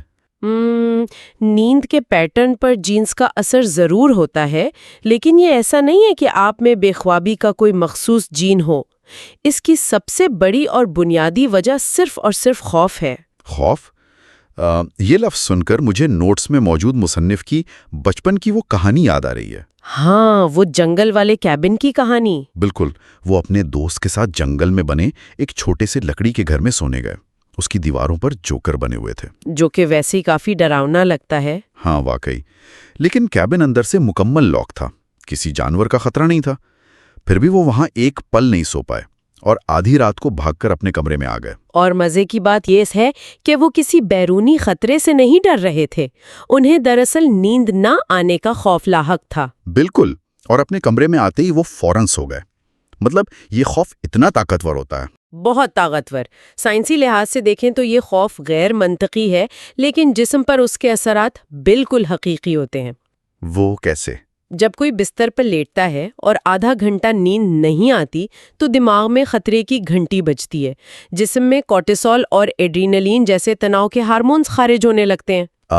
وہی فائٹ اور فلائٹ والی کیفیت۔ ہاں، دماغ کو لگتا ہے کہ کمرے میں کوئی شیر آ گیا ہے، حالانکہ وہ شیر دراصل خود جاگتے رہنے کا خوف ہوتا ہے۔ تو پھر اس غیر مرئی شیر کو کیسے شکست دی جائے؟ اگر اس کا کوئی کیمیائی علاج نہیں ہے تو کیا کریں؟ ذرائع بتاتے ہیں کہ اس کا بہترین طریقہ fake it till you make it ہے، یعنی جب تک کامیاب نہ ہو بہترین نیند کی اداکاری کریں۔ مطلب صرف لیٹ کر ایکٹنگ کرنی ہے؟ یہ محض اداکاری نہیں ہے، یہ بستر پر جا کر یہ سوچنا ہے کہ دنیا میں سب سے بہتر سونے کی صلاحیت مجھ میں ہے۔ اگر نیند نہیں بھی آ رہی تو اسے عام بات سمجھنا۔ اچھا، تاکہ دل کی دھڑکن تیز نہ ہو اور وہ ہارمونز نارمل رہیں۔ بالکل، جب ذہن مان لیتا ہے کہ جاگنا کوئی خطرہ نہیں ہے تو نیند قدرتی طور پر آ جاتی ہے۔ یہ بات منطقی ہے، لیکن ایک تضاد ہے۔ اگر اصل وجہ نفسیاتی خوف ہے تو کروڑوں لوگ سیدھا فارمیسی کا رخ کیوں کرتے ہیں؟ یہ سوال ہمیں سیدھا اگلے باب کی طرف لے جاتا ہے۔ باب نمبر 11، سلیپنگ ایڈز۔ ہاں، لوگ کیمیکلز کا سہارا کیوں لیتے ہیں؟ اس میں میڈیا اور ہمارے طبی نظام کا بہت بڑا ہاتھ ہے۔ ٹی وی شوز میں نیند کی گولیوں کو بہت عام اور فیشنیبل بنا کر پیش کیا جاتا ہے، جیسے ویلن گریس میں وہ کیرن واکر کا کردار۔ بالکل۔ اور دوسری طرف ڈاکٹروں کے پاس وقت کی کمی ہے، وہ مریض کو 45 منٹ کی تھیراپی نہیں دے سکتے، تو بس 5 منٹ میں پرچی پر گولی لکھ دیتے ہیں۔ یہ تو سمجھ آتا ہے، لیکن ذرا سوچیں، اگر کسی کو بھوک نہ لگ رہی ہو تو وہ زبردستی بھوک کی گولیاں کھا کر کھانا نہیں ٹھوستا۔ ہاں، ظاہر ہے۔ تو پھر نیند نہ آنے پر زبردستی گولیاں کھا کر دماغ کو بے ہوش کیوں کیا جاتا ہے؟ یہ بہت زبردست مثال ہے۔ اصل میں ان گولیوں سے جو حالت پیدا ہوتی ہے وہ نیند ہوتی ہی نہیں ہے۔ اچھا، تو پھر وہ کیا ہے؟ اگر ہم اینٹی ہسٹامائنز کو دیکھیں جو عام الرجی کی دوائیں ہیں، وہ صرف دماغ میں ہسٹامائن کو بلاک کر کے غنودگی لاتی ہیں۔ اور میلاٹونن کے بارے میں کیا خیال ہے؟ اس کا تو بہت شور ہے۔ میلاٹونن نیند لانے والی دوا نہیں ہے، یہ صرف جسم کی گھڑی کو بتاتی ہے کہ رات ہو گئی ہے۔ یہ جیٹ لیگ کے لیے تو ٹھیک ہے، لیکن مستقل بے خوابی کا علاج نہیں ہے۔ تو پھر ایمبین اور ویلیم جیسی سخت دوائیوں کا کیا چکر ہے؟ ان کی تو خطرناک کہانیاں سنی ہیں۔ ان کا معاملہ سب سے تشویشناک ہے۔ ہمیں کیمیائی غنودگی اور ریسٹوریٹو سلیپ یعنی قدرتی بحالی والی نیند کے فرق کو سمجھنا ہوگا۔ تو ایمبین قدرتی نیند نہیں دیتی؟ بالکل نہیں، یہ دماغ کے ان حصوں کو زبردستی بند کر دیتی ہے جو ہمیں بیدار رکھتے ہیں۔ انسان بے ہوش ہو جاتا ہے لیکن گہری نیند میں نہیں جاتا۔ وہ گہری نیند جس میں دماغ کی صفائی ہوتی ہے؟ بالکل، گلمفیٹک سسٹم والا عمل۔ گولیاں اس صفائی کو دبا دیتی ہیں، اسی لیے لوگ ایمبین کھا کر نیند میں گاڑیاں چلاتے ہیں، کچا کھانا کھا لیتے ہیں اور صبح انہیں کچھ یاد نہیں ہوتا۔ ہاں، میرے خدایا، اور ایلوس پریسلی کی موت میں بھی تو انہی ادویات کا کردار تھا نا؟ ہاں بالکل۔ نوٹس میں ایک اور دوا سیروکوئل کا بھی ذکر ہے۔ یہ تو اینٹی سائیکوٹک دوا ہے جو شیزوفرینیا کے لیے ہوتی ہے. ڈاکٹرز اسے نیند کے لیے کیوں دے رہے ہیں؟ یہ ایک بہت بڑا کھلواڑ ہے. یہ تو ایسا ہے جیسے آپ مچھر مارنے کے لیے توپ کا استعمال کریں اور پوری دیوار گرا دیں. واقعی یہ تو بہت خطرناک ہے. اصل میں یہ گولیاں بڑوں کے لیے ایک طرح کا بچپن کا کمبل یا بو بلینکٹ بن جاتی ہیں. بو بلینکٹ مطلب وہ جذباتی سہارا؟ ہاں، لوگوں کو لگتا ہے کہ اس گولی کے بغیر نیند نہیں آئے گی، حالانکہ گولی میں کوئی جادو نہیں ہوتا. یہ گولیاں صرف کسی وقتی صدمے کے لیے ہوتی ہیں، زندگی بھر کے لیے نہیں. اچھا، تو اگر آج رات کوئی اپنی ایمبین کی گولی پھینک دے تو وہ سوچے گا کہ کل وہ زومبی بن کر گھومے گا. تو انسان اس دلدل سے نکلے کیسے؟ یہ سوال ہمیں سیدھا باب نمبر 12 سلیپ شیڈیولز کی طرف لے جاتا ہے. ہاں، اندرونی گھڑی کو ریسیٹ کرنے کا طریقہ. بالکل. ہمارے دماغ میں آپٹک نرو کے اوپر خلیوں کا ایک گچھا ہوتا ہے جسے سوپرا کائزمیٹک نیوکلیس یا SCN کہتے ہیں. SCN، اچھا. یہ ہماری اندرونی ٹائم کیپر گھڑی ہے. اسے درست رکھنے کا سب سے طاقتور طریقہ یہ ہے کہ جاگنے کا وقت بالکل مستقل ہو. چاہے رات کو کسی بھی وقت سوئیں؟ ہاں، صبح بستر سے نکلنے کا وقت ایک ہی ہونا چاہیے. نوٹس میں یہاں ایک اصطلاح ہے ڈاگ ویگرز، یعنی دم کتے کو ہلا رہی ہے. بالکل. کچھ لوگوں کی نیند انہیں کنٹرول کرتی ہے. رات 3 بجے نیند نہ آئے تو وہ اگلی صبح 11 بجے تک سوتے ہیں. انہیں لگتا ہے نیند پوری ہو گئی، لیکن سارا نظام درہم برہم ہو جاتا ہے. ہاں، اور اسی لیے فوجیوں کی مثال دی گئی ہے. آرمی کیمپ میں کسی کو بے خوابی نہیں ہوتی کیونکہ ان کا صبح اٹھنے کا شیڈیول انتہائی سخت ہوتا ہے. تو عام انسانوں کے لیے اس کا کیا حل ہے؟ سلیپ سائنس میں اسے سلیپ ریسٹرکشن تھراپی کہتے ہیں. نوٹس میں اسے مذاقن آئس بکٹ سلیپ چیلنج کہا گیا ہے. آئس بکٹ چیلنج، یہ تو کوئی سزا لگتی ہے. اس میں مریض کو بستر پر رہنے کا وقت انتہائی محدود کر دیا جاتا ہے. مثلاً رات 1 بجے سے صبح 6:30 بجے تک صرف 5.5 گھنٹے. اور اگر وہ 6:30 بجے نہ اٹھے تو؟ اس پر برف کا پانی ڈالنے کی شرط. ہاں، اور دن میں قیلولہ بھی سختی سے منع ہے. ذرا رکیں، یہ تو بالکل الٹی بات ہے. جو شخص پہلے ہی نیند کے لیے ترس رہا ہے اسے صرف 5.5 گھنٹے بستر پر گزارنے کا کہنا حالات مزید خراب نہیں کرے گا؟ پہلی بار سن کر سب یہی کہتے ہیں، لیکن اس کا مقصد جسم میں نیند کی شدید بھوک پیدا کرنا ہے. بھوک کس چیز کی؟ جب ہم جاگتے ہیں تو دماغ میں ایڈینوسین نامی کیمیکل جمع ہوتا ہے. جتنا لمبا جاگیں گے یہ کیمیکل اتنا ہی نیند کا دباؤ پیدا کرے گا. اچھا، تو جب دماغ کو پتا ہوتا ہے کہ صرف 5.5 گھنٹے ہیں تو وہ دباؤ بڑھ جاتا ہے؟ بالکل. شروع کے چند دن بہت مشکل ہوتے ہیں، لیکن پھر یہ جمع شدہ ایڈینوسین اتنی طاقتور نیند لاتا ہے کہ بستر پر لیٹتے ہی نیند آ جاتی ہے. وہ نفسیاتی خوف مکمل ختم ہو جاتا ہے. یہ تو واقعی جسمانی کیمسٹری کو ہیک کرنے والی بات ہوئی. لیکن اگر SCN اتنا اہم ہے تو شفٹ ورک کا کیا ہوگا؟ ذرائع میں اسے نیند کا ایسبیسٹوس کہا گیا ہے. یہ بہت ڈرا دینے والی تشبیہ ہے. شفٹ ورکرز کے جسمانی نظام سب سے زیادہ تباہی کا شکار ہوتے ہیں کیونکہ ان کی اندرونی گھڑی اور بیرونی دنیا میں جنگ چل رہی ہوتی ہے. مطلب وہ رات بھر اندھیرے میں کام کرتے ہیں اور صبح سورج کی روشنی میں سونے کی کوشش کرتے ہیں. ہاں، اور روشنی SCN کو جاگنے کا سگنل دیتی ہے. یہ تصادم میٹابولزم کو تباہ کر دیتا ہے. اور نوٹس میں کرونوٹائپس کا بھی ذکر ہے، مارننگ لاکس اور نائٹ آؤلز. بالکل. کچھ لوگ قدرتی طور پر نائٹ آؤلز ہوتے ہیں اور کچھ مارننگ لاکس، لیکن عمر کے ساتھ انسان مارننگ لاک بنتا جاتا ہے. اسی لیے 45 سال کے بعد نائٹ شفٹ بہت خطرناک ہو جاتی ہے. تو آج کی اس گفتگو کو اگر میں سمیٹوں تو بات یہ ہے کہ شدید بے خوابی کوئی جینیاتی سزا نہیں بلکہ ذہن میں بیٹھا خوف ہے. بالکل صحیح. اور گولیاں اصل نیند نہیں بناتی، صرف غنودگی لاتی ہیں. ایک سخت شیڈیول ہی اس کا اصل علاج ہے. ہاں، اور یہ معلومات اس لیے اہم ہے تاکہ ہم خود کو ان دوائیوں اور ہسپتالوں کے چکروں سے بچا سکیں. معیاری نیند پر ہم دوبارہ کنٹرول حاصل کر سکتے ہیں. بالکل. تو اختتام پر آپ کیا پیغام دیں گی؟ ایک گہری سوچنے والی بات ہے. اگر ہماری اندرونی گھڑی روشنی کے محتاج ہے تو ذرا سوچیں کہ ہم رات 11 بجے بھی اسکرینوں کی تیز نیلی روشنی اپنی آنکھوں پر مار رہے ہوتے ہیں. اوہ، وہ اسمارٹ فونز اور لیپ ٹاپ. ہاں، کیا ہم اپنے دماغ کو دھوکہ دے رہے ہیں کہ سورج کبھی غروب ہی نہیں ہوا؟ جس طرح 50 کی دہائی میں ڈاکٹرز سگریٹ نوشی کو اچھا کہتے تھے، کیا کل کو ہم اس 24 گھنٹے اسکرین کے استعمال کو ویسے ہی دیکھیں گے؟ ہماری معیشت کی یہ رفتار ہماری نیند کی کتنی بڑی قیمت وصول کر رہی ہے؟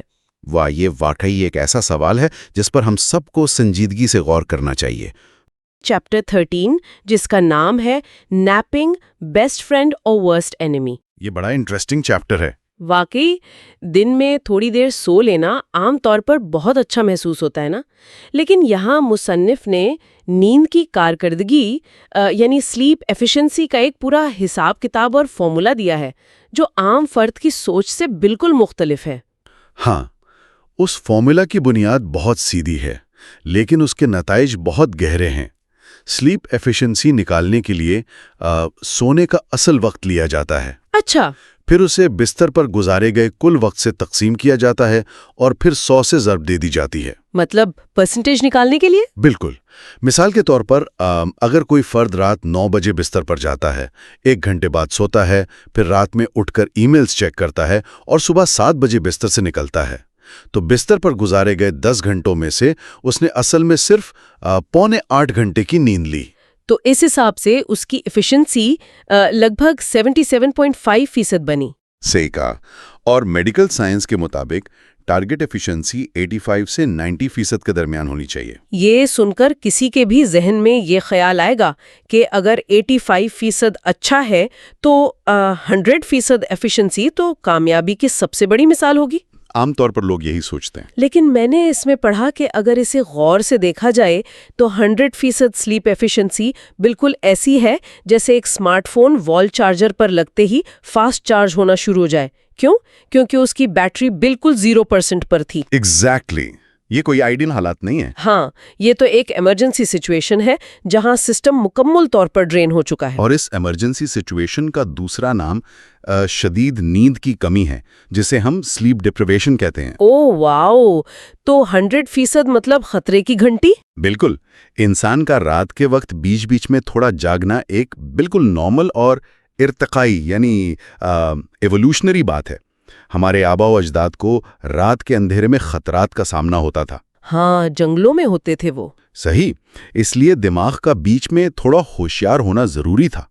جب کسی کی نیند کی ایفیشنسی 100% ہوتی ہے تو اس کا مطلب ہے کہ اس فرد کا دماغ اتنا تھکا ہوا ہے کہ اس نے ان تمام قدرتی سیفٹی چیکس کو بائی پاس کر دیا ہے۔ اور دوسری طرف جب ایفیشنسی 77.5% ہو، جیسے ابھی ہم نے مثال دی، تو اگلے دن انسان کو ایسی تھکاوٹ محسوس ہوتی ہے جسے دور کرنے کے لیے لوگ نیپنگ یعنی دن میں سونے کا سہارا لیتے ہیں۔ ہاں، لوگ سوچتے ہیں نیپ لینے سے انرجی واپس آ جائے گی۔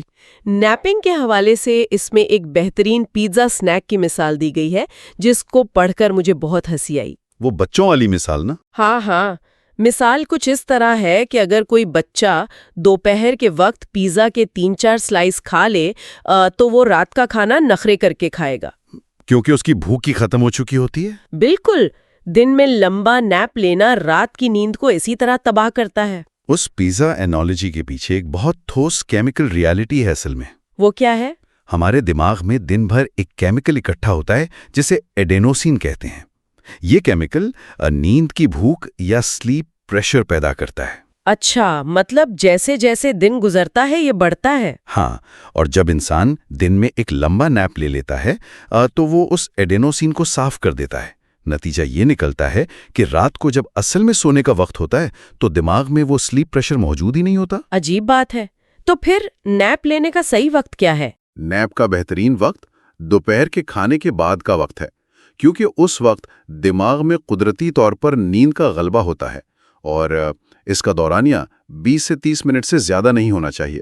اگر نیپ 30 منٹ سے لمبا ہو جائے تو مصنف کہتے ہیں کہ انسان پوسٹ نیپ فنک یا PNF کا شکار ہو جاتا ہے۔ ہاں، PNF بہت عام مسئلہ ہے۔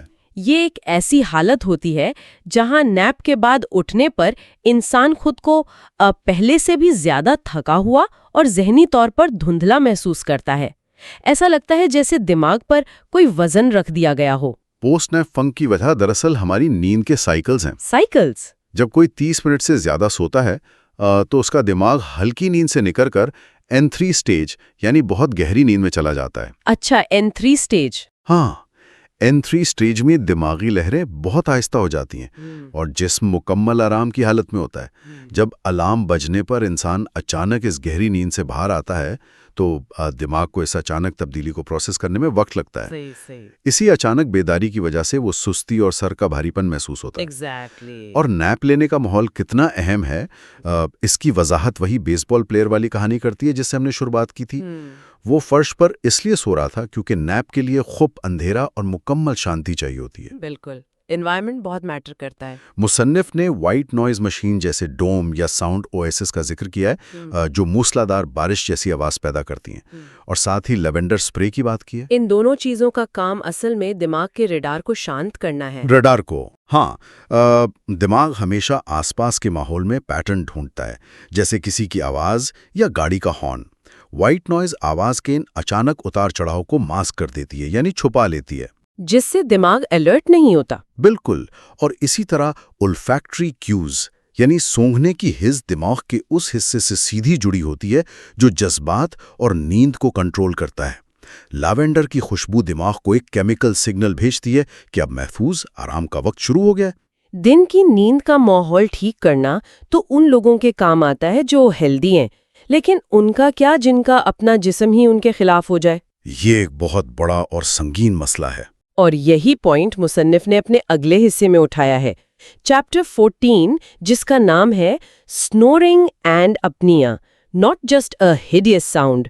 इसमें खर्राटे रोकने के अजीबो-गरीब तरीके पढ़कर मैं तो हैरान रह गई। हाँ, वो टेनिस बॉल वाला वाक्या। सही में मुसन्निफ ने अपने ज़ाती तजर्बात की डिटेल दी है कि कैसे उन्होंने रात को सीधा लेटने से खुद को रोकने के लिए अपनी शर्ट के पीछे एक टेनिस बॉल सी ली थी।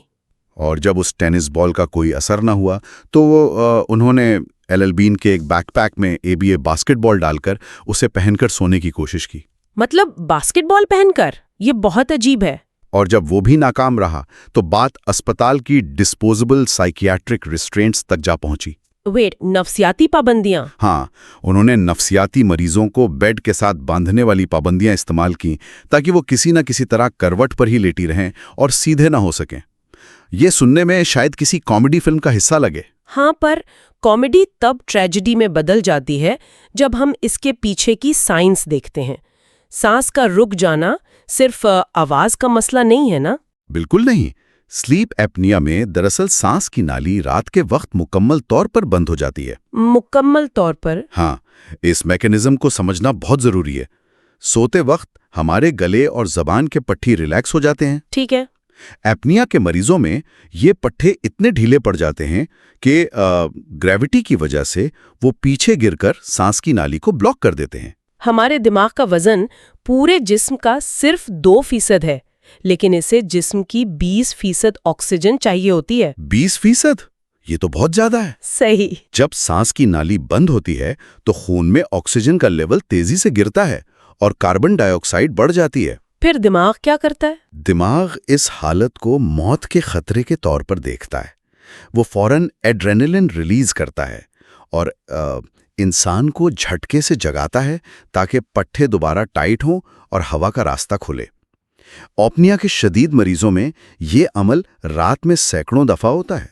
यहाँ मेरे जहन में एक बहुत बुनियादी सवाल आता है। अगर दिमाग बार बार ऑक्सीजन की कमी पर जगा रहा है ताकि सांस चल सके, तो टेक्निकली ओपनिया को दिमाग का एक लाइफ सेविंग मैकेनिज्म यानी जान बचाने का निज़ाम कहना चाहिए, ना कि सिर्फ एक बीमारी। ये पॉइंट बहुत वैलिड है। मतलब दिमाग तो वही कर रहा है ना जो उसे करना चाहिए, वरना तो इंसान सांस रुके रहने से वाकई मर ही जाए। इस हवाले से देखा जाए तो दिमाग बिल्कुल अपना काम कर रहा है और जान बचा रहा है, लेकिन इस लाइफ सेविंग मैकेनिज्म की कीमत क्या चुकानी पड़ रही है? नींद की तबाही। एग्जैक्टली। कीमत है नींद के पूरे स्ट्रक्चर की तबाही। मुसन्निफ इसे कोज़ुमेल के अंडर वाटर रीफ की जबरदस्त एनालॉजी से समझाते हैं। हाँ, वो स्कूबा डाइवर वाली मिसाल। बिल्कुल। एपनिया का मरीज बिल्कुल उस घोटाखोर यानी स्कूबा डाइवर की तरह है जो समंदर की गहराई में जाना चाहता है, यानी गहरी और पुरसुकून नींद में उतरना चाहता है, लेकिन जा नहीं पाता। हाँ, क्योंकि उसके सिलेंडर में ऑक्सीजन खत्म होने लगती है, जिसकी वजह से उसे बार बार सतह पर आना पड़ता है ताकि सांस ले सके। सतह पर आने का मतलब जाग जाना? सही। वो डाइवर कभी समंदर के गहरे और खूबसूरत रीफ का नज़ारा नहीं कर पाता। बिल्कुल वैसे ही एपनिया का मरीज कभी डीप स्लीप तक नहीं पहुंच पाता। और इस बार बार सतह पर आने यानी जागने की वजह से जिस्म हमेशा एक इमरजेंसी फाइट और फ्लाइट हालत में रहता है। और इसका सीधा असर ब्लड प्रेशर और दिल की धड़कन पर पड़ता है। इसीलिए सीपैप मशीन को इस बीमारी का गोल्ड स्टैंडर्ड इलाज माना जाता है। किताब में इस मशीन की इजाद की तारीख बहुत दिलचस्प बयान की गई है। इसे 1980 की दहाई में एक ऑस्ट्रेलियन डॉक्टर कॉलिन सलिवन ने बनाया था। हाँ, कॉलिन सलिवन का वो तजुर्बा वाकई इनकलाबी था। उन्होंने ये पहली मशीन एक जकूजी की मोटर और कुछ प्लास्टिक ट्यूब्स को मिलाकर इजाद की थी। हैरत की बात है ना? बिल्कुल। सीपैप यानी continuous positive airway pressure machine कोई आम मास्क नहीं है। ये एक न्यूमैटिक स्प्लिंट के तौर पर काम करता है। न्यूमैटिक स्प्लिंट मतलब हवा का सहारा? हाँ, जिस तरह टूटी हुई हड्डी को जोड़ने के लिए बाहर से सपोर्ट या स्प्लिंट लगाया जाता है, सीपैप हवा के लगातार प्रेशर से गले के उन ढीले पट्टों को पीछे ढकेल कर रखता है। अच्छा, तो हवा का प्रेशर फिजिकल रास्ता खोल देता है। हवा का वो प्रेशर सांस की नाली को फिजिकली खुला रखता है, जिससे दिमाग को ऑक्सीजन मिलती रहती है और वो पैनिक मोड में नहीं जाता।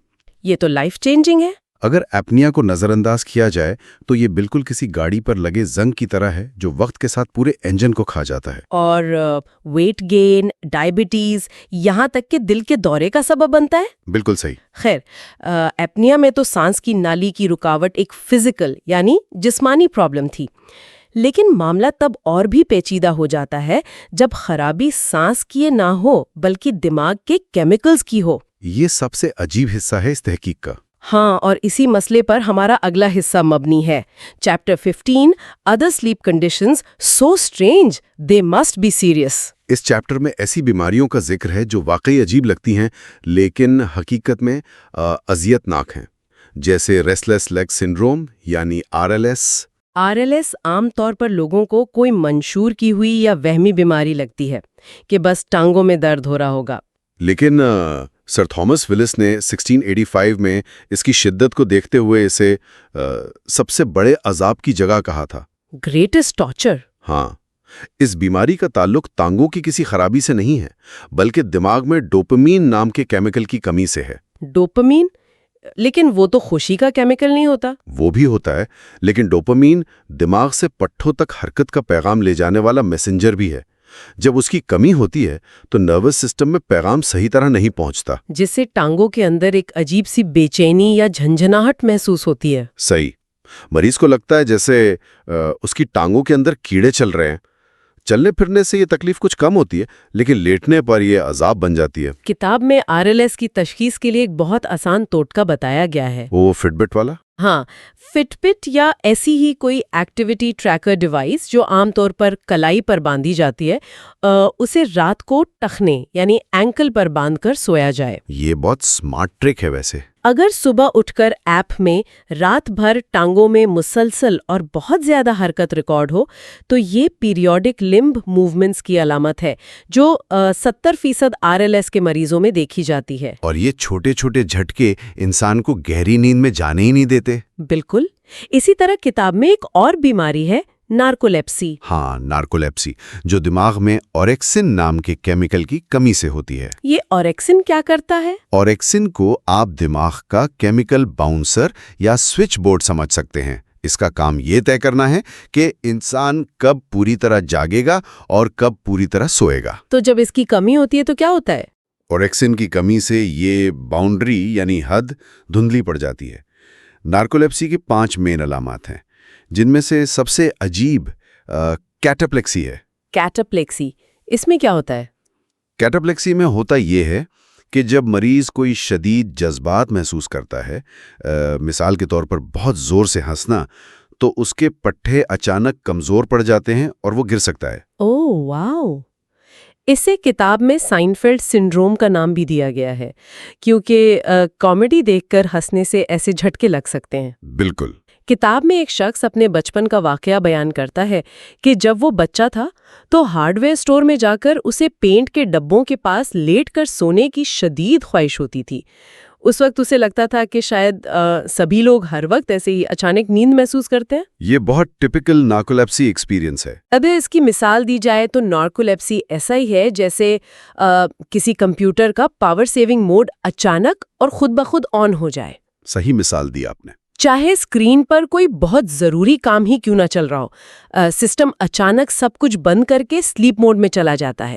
انسان کا اپنے ہی جسم اور ہوش پر کوئی کنٹرول نہیں رہتا۔ اور اس پاور سیونگ موڈ کا سب سے بڑا نقصان یہ ہے کہ ایسے مریضوں کو دن میں اچانک نیند آتی ہے، لیکن رات کو ان کا دماغ انہیں جگاتا رہتا ہے۔ نیند کا سائیکل پوری طرح ٹوٹ چکا ہوتا ہے۔ یہ تو بہت مشکل حالات ہے۔ اس کے علاوہ مصنف نے پیراسومنیاس کا بھی تذکرہ کیا ہے۔ یہ ایسی حالت ہے جہاں انسان نیند میں عجیب و غریب حرکتیں کرتا ہے، جیسے نیند میں چلنا یا باتیں کرنا۔ ہاں، نیند میں چلنا، نیند میں گاڑی چلانا، اور یہاں تک کہ آدھی رات کو اٹھ کر کچا آلو کھا جانا۔ اکثر اوقات ایمبین جیسی نیند کی گولیاں اس کا سبب بنتی ہیں۔ ایمبین والا معاملہ تو واقعی خوفناک ہے۔ ایسا لگتا ہے جیسے دماغ کا ایک حصہ جاگ رہا ہے اور دوسرا حصہ سو رہا ہے، اور ان دونوں کا آپس میں کوئی رابطہ نہیں۔ یہ بالکل وہی میکنزم ہے۔ ہمارے دماغ کا موٹر کارٹیکس جو جسم کی حرکت کو کنٹرول کرتا ہے وہ جاگ جاتا ہے۔ اچھا، موٹر کارٹیکس جاگ گیا، اور باقی دماغ؟ لیکن پری فرنٹل کارٹیکس جو فیصلہ کرنے اور یادداشت بنانے کا کام کرتا ہے وہ ایمبین کی وجہ سے گہری نیند میں رہتا ہے۔ اوہ، اسی لیے انسان آدھی رات کو اٹھ کر کھانا پکا لیتا ہے یا گاڑی چلا لیتا ہے، لیکن صبح اٹھنے پر اسے کچھ بھی یاد نہیں ہوتا۔ ایگزیکٹلی، کیونکہ یاد بننے والا حصہ تو سو رہا تھا۔ جب نیند کی بیماریاں اس قدر عجیب اور پیچیدہ ہیں تو ڈاکٹرز آخر ان کو پہچانتے کیسے ہیں؟ ڈائگنوسس سب سے اہم مرحلہ ہے۔ ہاں، کسی کو کیا پتا کہ مسئلہ آکسیجن کا ہے، ڈوپامین کا ہے یا اوریکسن کا؟ یہ سوال ہمیں اس گہری تحقیق کے آخری حصے کی طرف لے چلتا ہے۔ Chapter 16، time for a slip study. جب تشخیص سمجھ نہ آئے تو پراپر سلیپ اسٹڈی کی ضرورت پڑتی ہے۔ اس میں ان لیب اسٹڈی کا ذکر ہے پہلے۔ ہاں، ان لیب سلیپ اسٹڈی، جسے پالی سومنوگرام یا PSG کہا جاتا ہے، یہ نیند کو ماپنے کا سب سے مکمل اور مستند طریقہ ہے۔ اس میں مریض کے ساتھ کیا کیا جاتا ہے؟ اس میں مریض کو اسپتال کے ایک مخصوص کمرے میں سلایا جاتا ہے اور اس کے سر، چہرے اور جسم پر گلو کے ذریعے تاریں یعنی وائرز لگائی جاتی ہیں۔ یہ تاریں کیا ماپتی ہیں؟ اتنی بنیادی چیزوں کو ماپتی ہیں۔ پہلا ہے EEG جو دماغی لہریں ریکارڈ کرتا ہے تاکہ پتہ چلے کہ دماغ کس سٹیج میں ہے۔ دوسرا ہے EOG جو آنکھوں کی حرکت ماپتا ہے، اور تیسرا ہے EMG جو پٹھوں کی حرکت کو مانیٹر کرتا ہے۔ یہ تین یعنی EEG، EOG اور EMG اس لیے ضروری ہیں کیونکہ انہی کی مدد سے ڈاکٹرز یہ طے کرتے ہیں کہ انسان REM سلیپ یعنی خواب دیکھنے کی حالت میں ہے، جہاں جسم کے پٹھے بالکل سن ہو جاتے ہیں اور آنکھیں تیزی سے ہلتی ہیں۔ صحیح۔ یا پھر وہ N3 گہری نیند میں ہے، جہاں سانس ایک دم قابو میں ہوتی ہے اور دماغ کی لہریں بہت آہستہ اور لمبی ہو جاتی ہیں، جنہیں ڈیلٹا ویوز کہا جاتا ہے۔ لیکن آج کل عام طور پر ہوم سلیپ ٹیسٹنگ یعنی HST کا بڑا رجحان دیکھنے میں آتا ہے نا؟ ہاں، بہت زیادہ۔ لوگ سوچتے ہیں کہ اسپتال کے عجیب ماحول میں تاروں کے ساتھ سونے سے بہتر ہے کہ گھر پر ہی ٹیسٹ کر لیا جائے۔ دیکھنے میں ہوم سلیپ ٹیسٹنگ آسان اور سستی لگتی ہے اور انشورنس کمپنیز بھی اسی کو پسند کرتی ہیں۔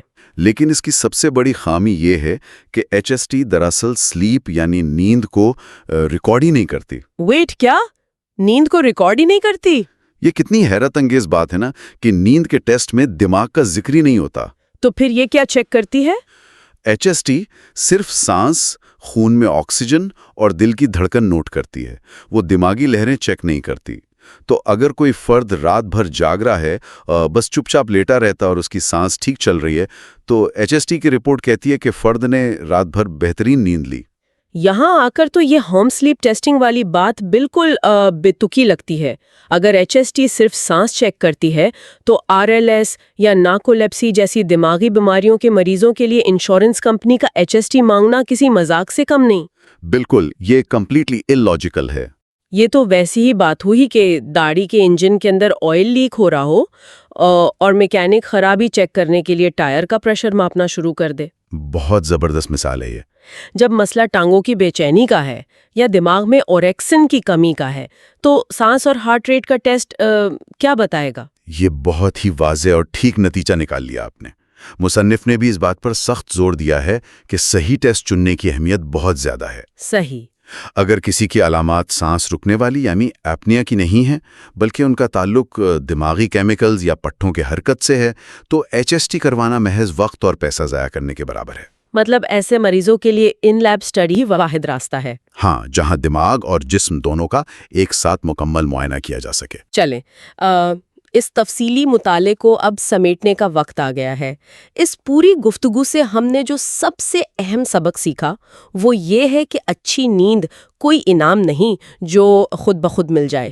بالکل نہیں، اس کے لیے بہت کچھ میٹر کرتا ہے۔ یہ ایک محنت طلب کام ہے جس کے لیے صحیح ماحول کی فراہمی، جسمانی صحت اور کیمیکل بیلنس کی ضرورت ہوتی ہے۔ اگر ہم اسے بڑے پیمانے پر دیکھیں تو نیند ایک پراسرار اور پیچیدہ بایولوجیکل سمفنی ہے۔ سمفنی؟ جس طرح کسی بڑے آرکیسٹرا کا ہر ساز ضروری ہوتا ہے، کبھی دماغی لہریں صحیح ہونی چاہیے، کبھی ہوا کا راستہ صاف ہونا چاہیے اور کبھی ڈوپامین اور اوریکسن کا بیلنس ٹھیک ہونا چاہیے۔ سب کا مل کر چلنا ضروری ہے۔ اسی طرح نیند کو وقت دینا اور اس کے پیچیدہ نظام کو سمجھنا ہماری صحت کے لیے بنیادی شرط ہے۔ اسے رات کے اندھیرا کا کوئی غیر ضروری حصہ سمجھنا ہماری سب سے بڑی بھول ہے۔ جیسا کہ مصنف نے کتاب کے آخر میں ایک بہت گہرا پوائنٹ اٹھایا کہ بہتر نیند حاصل کرنے میں بالکل اتنا ہی لمبا وقت اور محنت لگتی ہے جتنا کوئی نئی زبان سیکھنے یا جم جا کر نئے پٹھے بنانے یعنی باڈی بلڈنگ میں لگتا ہے۔ ہاں واقعی، کوئی چیز فری میں نہیں ملتی۔ کوئی بھی بڑی اور اچھی جسمانی تبدیلی راتوں رات نہیں آتی۔ تو آخر میں ایک فکریہ سوال ذہن میں ضرور آتا ہے۔ جیسا کہ ہم نے دیکھا کہ ہمارا جسم ایک بہت آہستہ اور ارتقائی حساب سے نیند کو پروسیس کرتا ہے، تو کیا ہماری آج کی تیز ترین 24 گھنٹے چلنے والی اور ہمیشہ اسکرین سے جڑی دنیا بنیادی طور پر ہماری اس نیند کی ضرورت کے بالکل خلاف ڈیزائن کی گئی ہے؟ یہ ایک بہت بڑا سوال ہے۔ کیا ہم اپنی ہی بایولوجی کے خلاف، اپنی ہی فطرت کے خلاف ایک ایسی جنگ لڑ رہے ہیں جو ہم کسی صورت جیت ہی نہیں سکتے؟ یہ ایک ایسی بات ہے جس پر ہم سب کو ٹھہر کر ضرور سوچنا چاہیے۔ آج کی اس تحقیق میں بس اتنا ہی۔ اچھا، تو دوستو، بس یہ تھی آج کی ویڈیو۔ یہاں پہ اب اس کا اختتام کرتے ہیں۔ اگر آپ کو یہ ویڈیو پسند آئی ہو تو لائک ضرور کریں، اپنے دوستوں کے ساتھ شیئر کریں اور علم کا ساتھی کو سبسکرائب کرنا نہ بھولیں۔ تعلیم کا آپ کا ہم سفر۔ نئے ویڈیوز کے لیے بیل آئیکن بھی دبا دیں تاکہ کوئی بھی علم بھری بات آپ تک سب سے پہلے پہنچے۔ ملتے ہیں اگلے ویڈیو میں، تب تک کے لیے اللہ حافظ۔